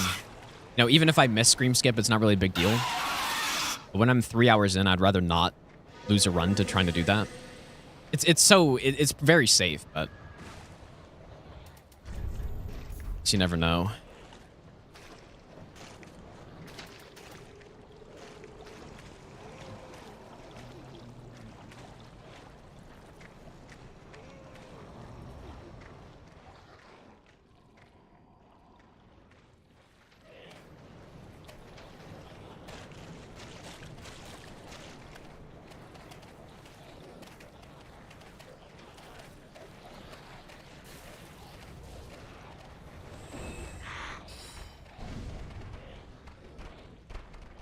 Heard silence, so you thought I must be taking a break. Followed by bird screams. That is why it's called Scream Skip, because you skip the screams. But, like I said, when I do it this late in a run, I'm not going to bother, basically. Not enough reward. It only saves about 15 seconds or so. And I guess maybe saves your eardrums. I've seen your kind. And for the good old leg sorcery. What?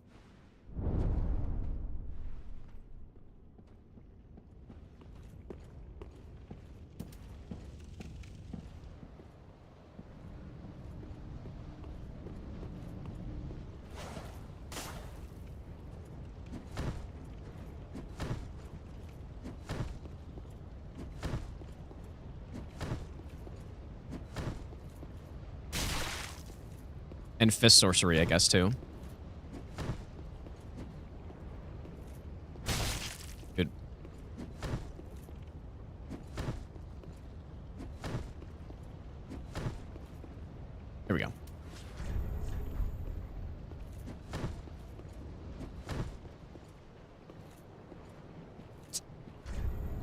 Well, this is interesting.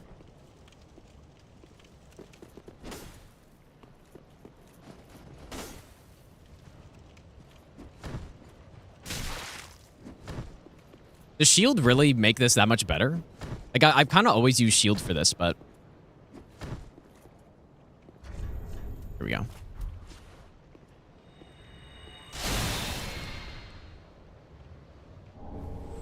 Interesting. I guess that's why I usually use a shield for that. I didn't remember that it was like that, but... It's just got a better hitbox or something. But yeah, Magic Ian doesn't use the shield though. It's only for the stamina regen.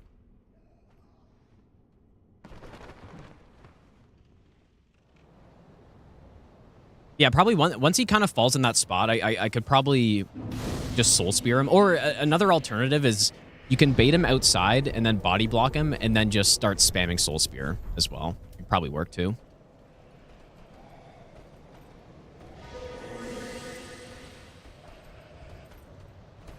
Doesn't really matter, though.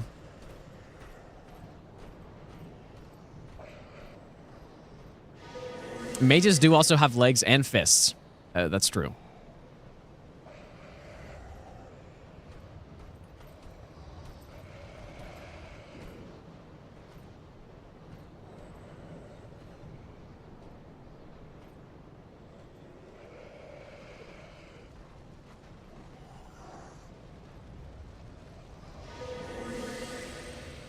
Do you see my favorite game from FromSoft? No, Elden Ring's my favorite game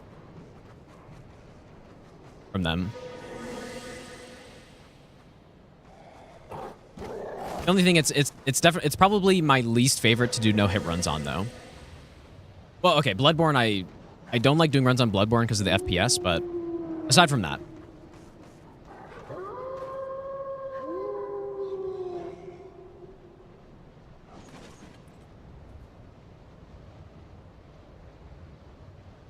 No, I didn't. No, I don't think... The only reason I could think to do early Ariandel for Sorcery is to get more souls. That's it. Because you get a couple from Wilhelm and pick up some other souls on the way, but...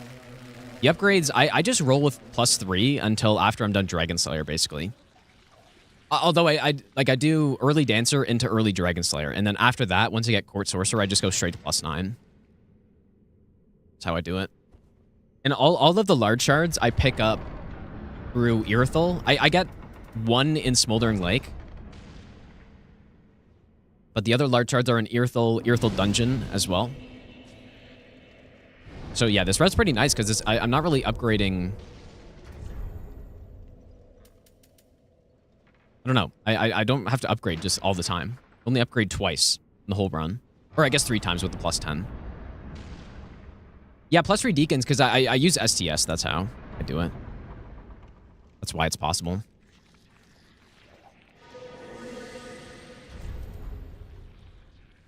STS plus Poison Mist, or Pestilent Mist.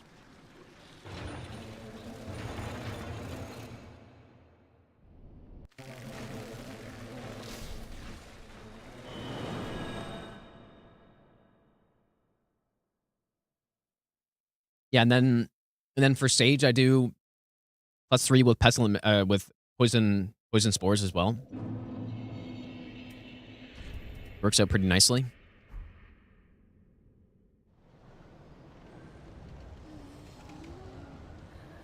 In my opinion, what's the worst spell type in the game? Like, type as in the 3 categories?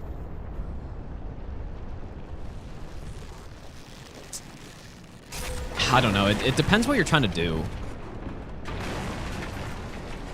For no hit, it's probably Sorcery.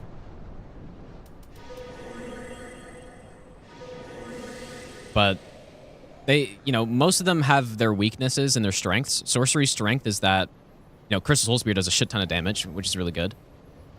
But the weakness is that numerous bosses are resistant to magic.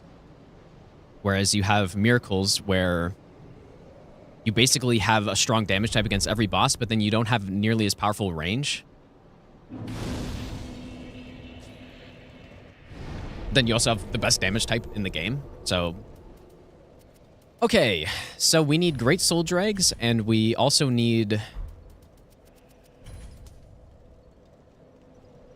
I don't really know what order I should do this in, but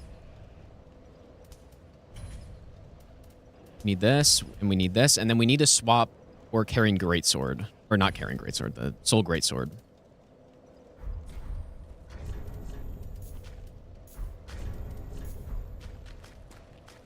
I'm gonna cast this. Would be nice to have an additional attunement slot for this, but it doesn't really matter.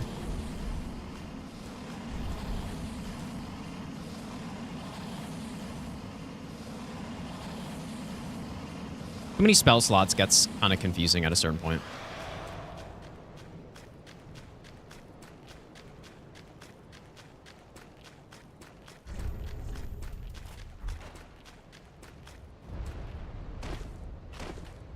Guess I don't really need this yet.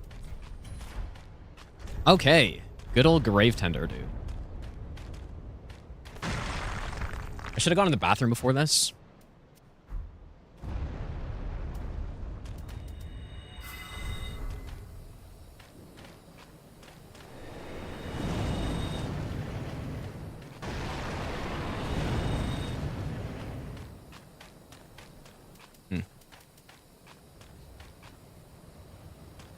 Probably just wasn't close enough to hit him there, I guess.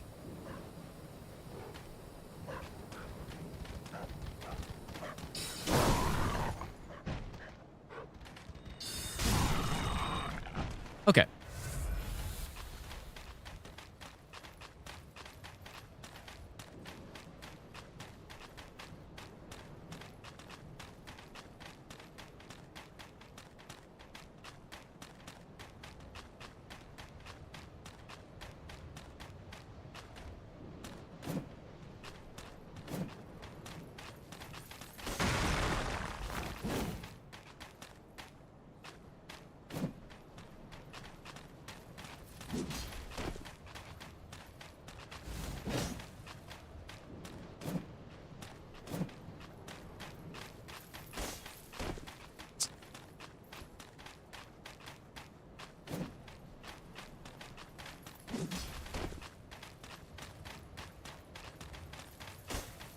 Really being an asshole here.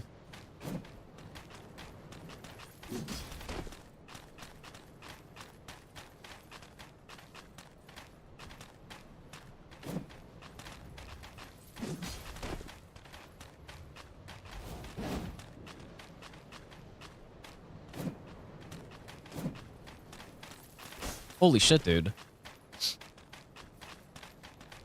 3 in a row is kind of insane.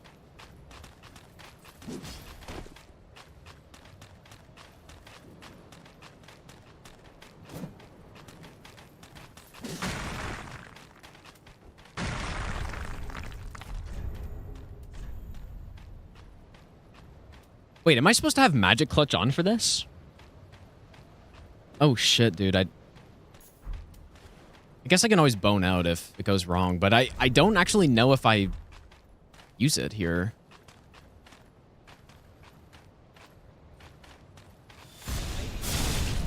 No, that's right, I think. 438 looks right. Alright, so now we buff. This one should take us close to phase 2, but just not phase 2. Perfect. Alright, so there's the damage set up. Now...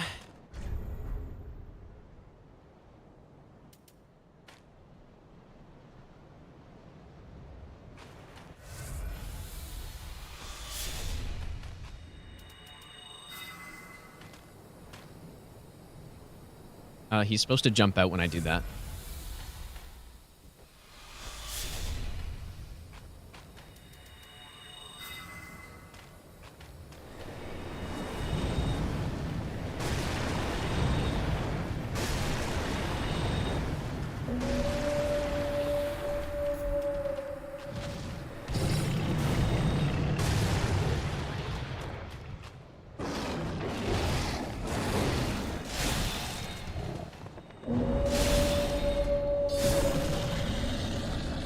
Clean, dude. That strat is really nice for this. I spent a good few hours trying to figure out what to do here. And that's what I came up with. It is still, yeah, I mean, it's definitely a little... It's not the easiest thing to get him into that spot. What else do I need here? And that's it, right? Yeah, sometimes he's annoying and he, you know, takes a few times to get him stuck in the spot, but... Yeah, it's a nice kill. Cool to use a Soul Greatsword, too. It's pretty underrated spell.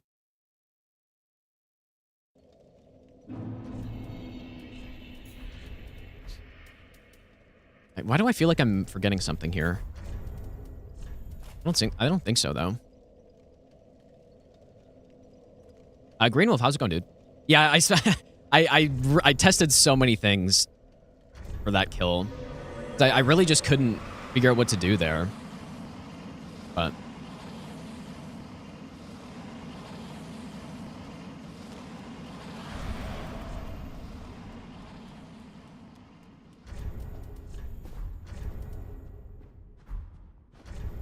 yeah, that's a pretty consistent way to kill him. I mean, I've never had it fail in probably 20 attempts, which isn't, that's not that many attempts, but it's not bad.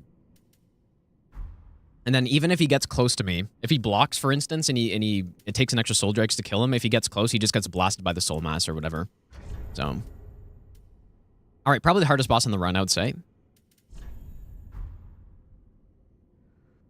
just trying to remember what to do. So in phase 3, I'm gonna get STS poison off at the start, which should speed things up quite a lot. What else is there? Guess nothing.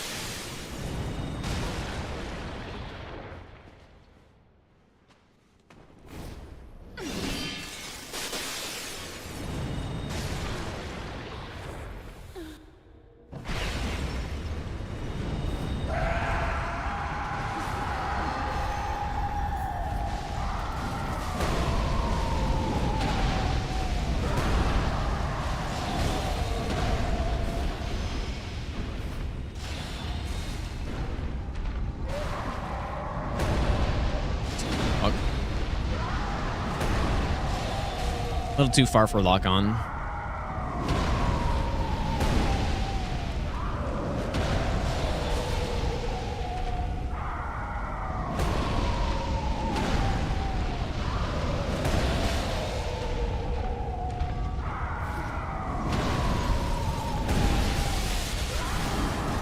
Ooh, I did not like that.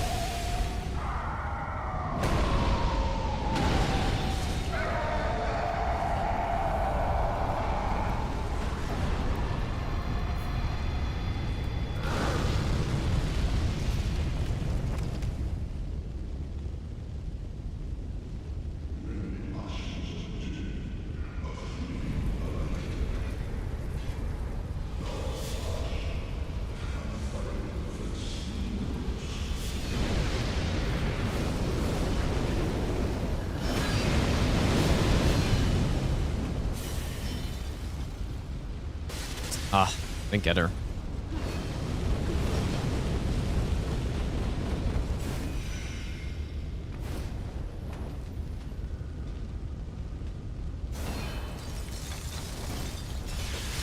And I feel like I should be able to get her here, though.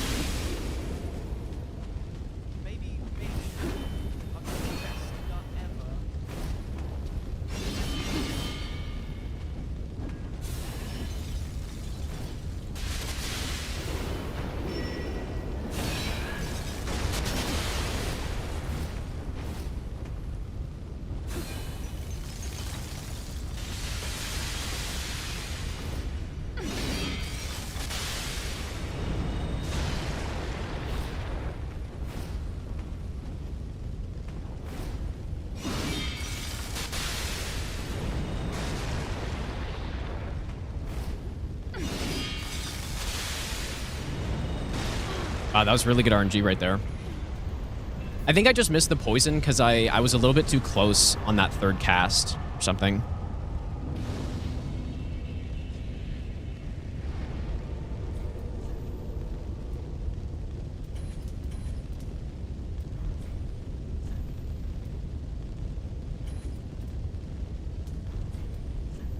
Nice, dude.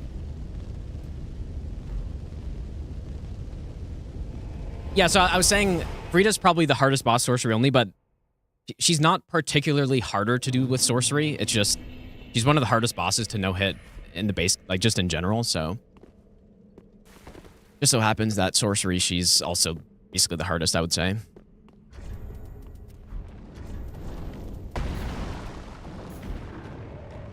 Yeah, she's just got some really nasty things that she can do. Some very fast attacks in some bad situations, especially with the Black Flame Serpent, too. If she, you know, combines them. Especially in... I feel like she's especially dangerous in Phase 1 and 2. Maybe Phase 2 with Sorcery isn't too bad, even though I almost got cornered, but Phase 1, when you can't backstab, it's harder to control where the fight goes. So that's what makes her a bit trickier, I guess. Bobby, thanks for the 17-month resub. Twofold, thanks for the 20-month resub as well, dude.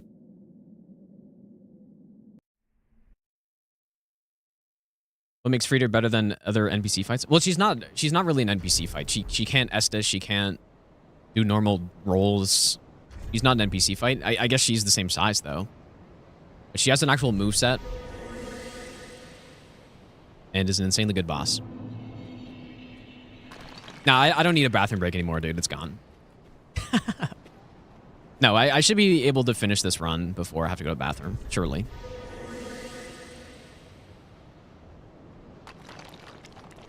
I think the fact that I was focused there kind of made me forget about it. Yeah, I used the gamer bucket, dude. There's a possibility for tail swipe here.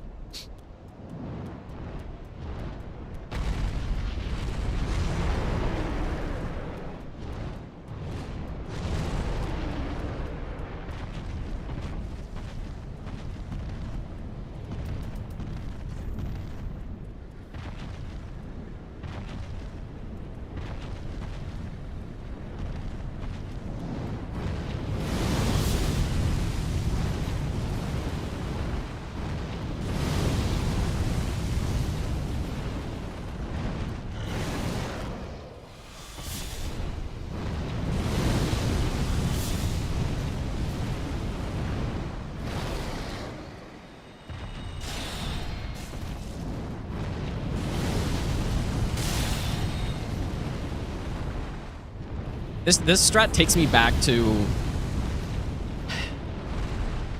like 2018, dude. This is what I used to do here.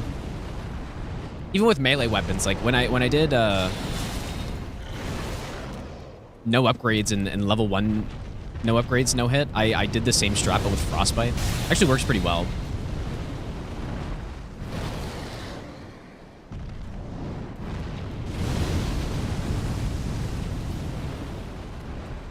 Yeah, the reason that was kind of interesting is because at the time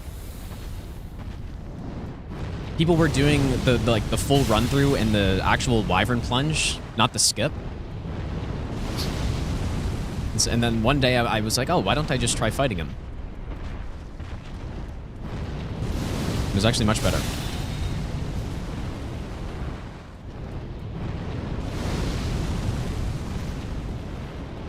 No, the plunge isn't scary. I mean, there is a possibility to fall off if you mess up or something, but no, the plunge isn't scary. Just at that point in time, I wasn't sure if that was even allowed. Like, I was thinking, no, I probably shouldn't do it. And so I just didn't.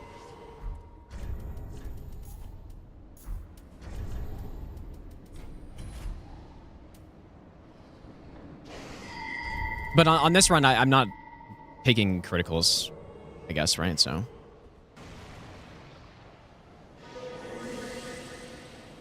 Yeah, doing it that way, if you're not going to do the skip, doing it that way is significantly easier than running all the way around.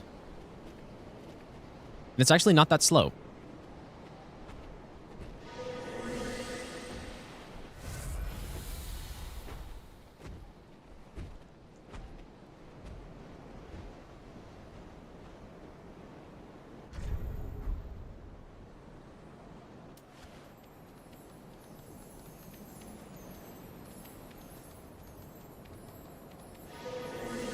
Yeah, you know what? That did happen quite often, actually, where you would miss the plunge. I've definitely seen some Hob clips of him missing it.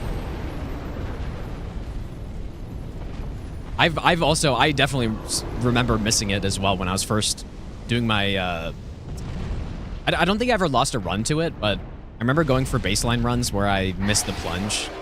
Like, oh, there's my 7th hit I took. Yeah, doing it the old way was just unbelievably bad. Or the intended way, I guess. Is significantly worse.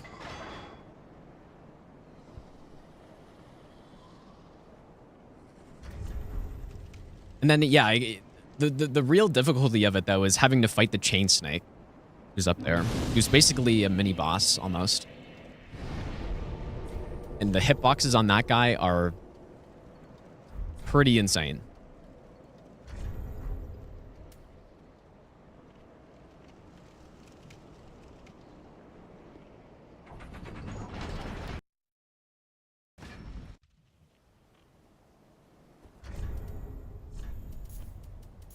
Magic phase 1? Hobbs version. Wait. Hobbs Soul's version of Murphy's Law? You're not necessarily wrong. It's a funny way to put it. I don't really think I need Sage's staff here. Should be all good. Switch to Dark for phase 2. Why not use one of these?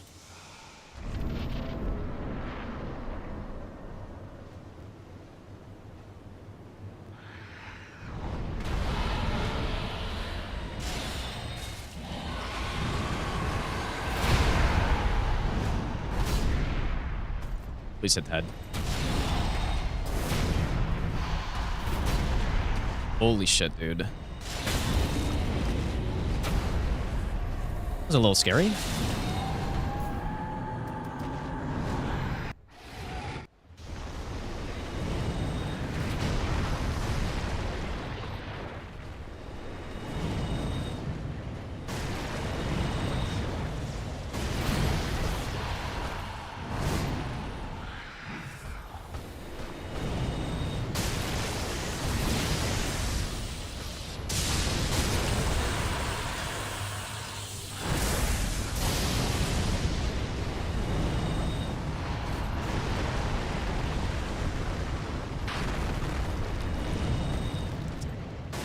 Dude, that was really fucking close in phase 1. Ooh. And it's funny because I haven't seen some of those moves in a while. So I was kind of just going off of like pure muscle memory for that dodge.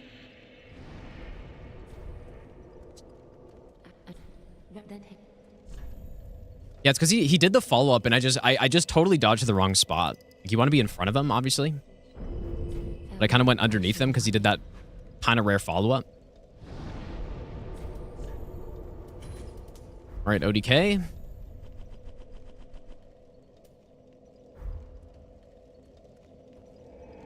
Yeah, no, Hub is definitely legend. Like, it's, you know, it's fun to, you know, poke fun at him a little bit. It's fun to poke fun at a lot of people. But yeah, he's definitely a legend, dude. There's no question. The original no-hit runner, dude. In the Souls games, at least.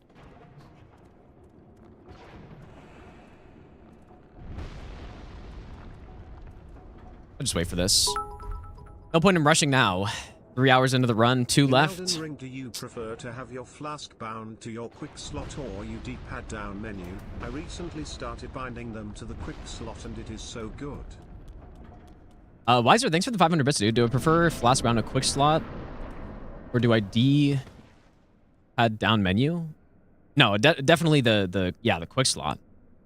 I've been telling people to do that for ages, dude, because the quick slot is objectively the best way for your flasks, unless you have nothing else on your normal quick whatever this is called, like the quick items. The pouch, I think it's called the pouch, right? Is absolutely the best way to do it. No question.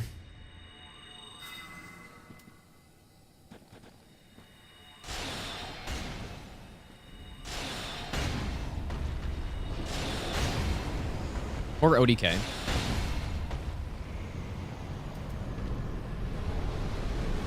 All right, one boss left.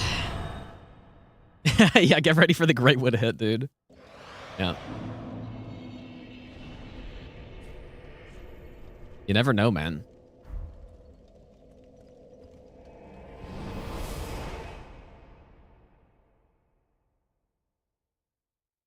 Yeah, Hob invented hitless runs, yeah, in the Souls games.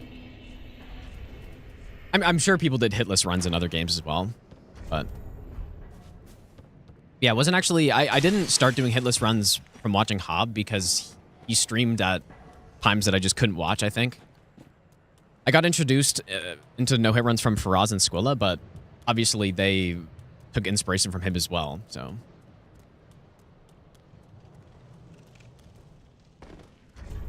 Which maybe it's not obviously, but this would happen. Well, yeah, I don't think in Souls games people maybe did some, you know, no-hit boss fights or no-damage boss fights before that. I don't know. I only started playing Souls in 2017. This is the best part of the run, the free aim show. Great soul dregs.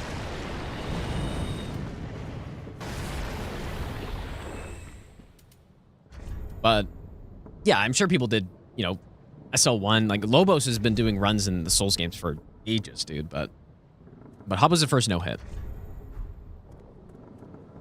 Yeah, I can always bone out if something goes wrong here.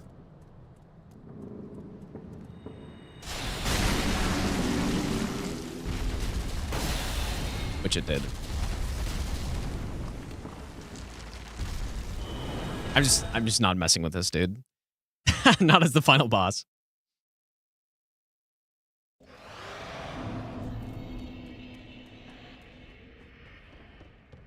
I'm simply not going to mess with that. It's okay, we get to do the free aims again. I need to, for this strat, I need to stand in a spot where I don't get pushed by the arm, but I just haven't done this enough to know exactly where that is.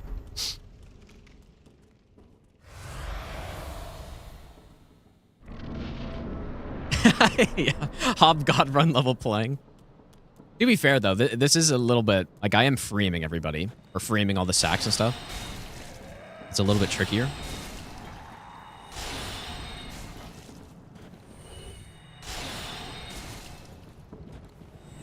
Oh, you know what? I should have tried to go for the 2-for-1 right there.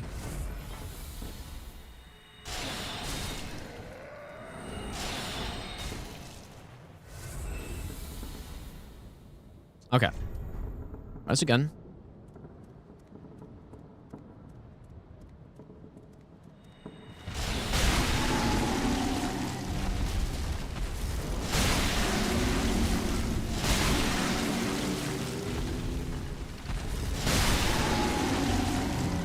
Simple.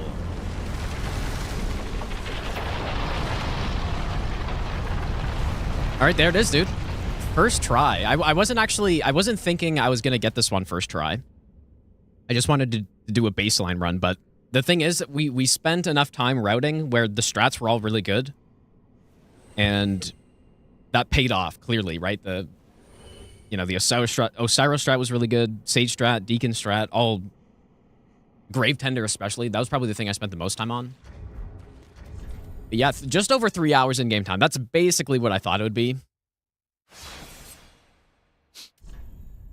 There it is. Sorcery, all bosses, no hit. So next, I'm not sure which one I'll do next. I'll probably put a poll out or something. But the plan is to finish up Pyro and Miracles. All 3 magic runs, all bosses, which somehow, even after 5,000, almost 6,000 hours of no hit runs in this game, I just haven't done. So, but yeah, there we go. That was fun, dude. That was a really cool route, actually. Sorcery is really fun, especially because of the fact that you kind of have ups and downs with Sorcery, right? I was describing that earlier. Aldrich is bad with magic damage versus Yhorm, who's insane with magic damage, you know?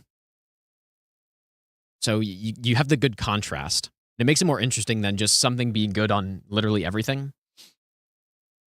But yeah, there it is, dude. Simple. I was pretty clean, too, for the most part. Other than that Greatwood Homeward Bone, I guess. Like, the Oceiros was pretty good. Even Prince was a little slow. Yeah, GG, dude. Simple. Anyways, yeah, thanks for hanging out today, guys. I was gonna start up another run today if I didn't get this, and I was just gonna continue it tomorrow, but I guess I don't have to do that. Simply get it first try, dude. But yeah, anyways, thanks for hanging out. Maybe next stream I'll do a poll, or maybe I should do a poll right now, actually, while everyone's here. Do I remember how to do a poll? I'll do a straw poll so that YouTube can also be in it. Whether we're doing Pyro or Miracles next. Let's see. Let me just make this really quick.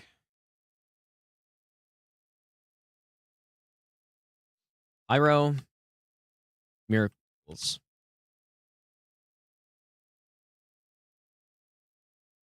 I'll allow multiple selection, I guess. Okay. I haven't used straw poll in so long, dude. Here we go. So vote in there, and I guess there's not a... I don't know. Maybe it'll skew in a certain direction or something, but...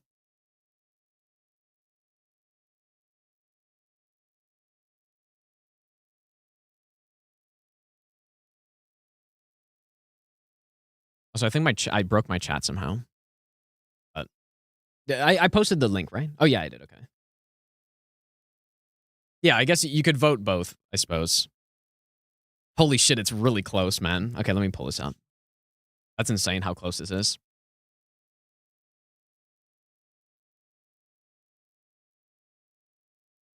It is as close. This is insane, dude. Okay, Miracle's pulling ahead slightly by 1 vote. Is everyone just voting both or something? Maybe I shouldn't have done that. Okay, Pyro's pulling ahead. Okay, here we go. Pyro's pulling ahead. I'll let this go until 5:14, which is in... do I not have seconds on here? Anyways, when I see the clock turn 5:14 is when I will stop it. But it looks like Pyro. Yeah, stop the count. Yeah, that's cool. This is honestly the way I prefer to do it with Pyro next. Because I want to end off on Miracles, because that's probably going to be... Or Miracles are kind of my favorite. As everyone knows, I like Faith builds. Although Pyro is sort of a Faith build a little bit too, but... Okay, Pyro it is. It's not 5:14, but I don't think it's going to overtake. All right, so I guess, yeah, next stream I will... Yeah, it's 5:14 now, so... Very close vote, though. 53.2%. It's pretty fucking close, but... But yeah, anyways, tomorrow we'll start routing Pyromancy all boss and no hit, dude. That should be a really fun one. Should be pretty damn fun. Also, yeah, maybe I should check out that Elden Ring mod that lets you play as the Night Rain characters. I think that would be pretty cool, too. Sounds like fun. Unless it would just get boring, but I don't think so. I think that'd actually be really fun, dude. But yeah, I kind of want to focus on the Dark Souls 3 runs right now. So, anyways, let's raid. Who should we raid, dude? Lots of people still playing Night Rain, actually. Let's raid, you know what, speaking of Hob, let's go raid Hob, dude. He's doing his subathon, he's doing enemy and item randomizer, no death in DS2, which is something I still want to do at some point. But yeah, go set a Hob, you guys. Yeah, surely Wu Chang tomorrow. but probably not. I like I said, I kind of want to focus on the PS3 runs for now as we're getting some momentum, I guess. But yeah, go set a hobby, guys. I'll be back on tomorrow, and I'll see you guys then.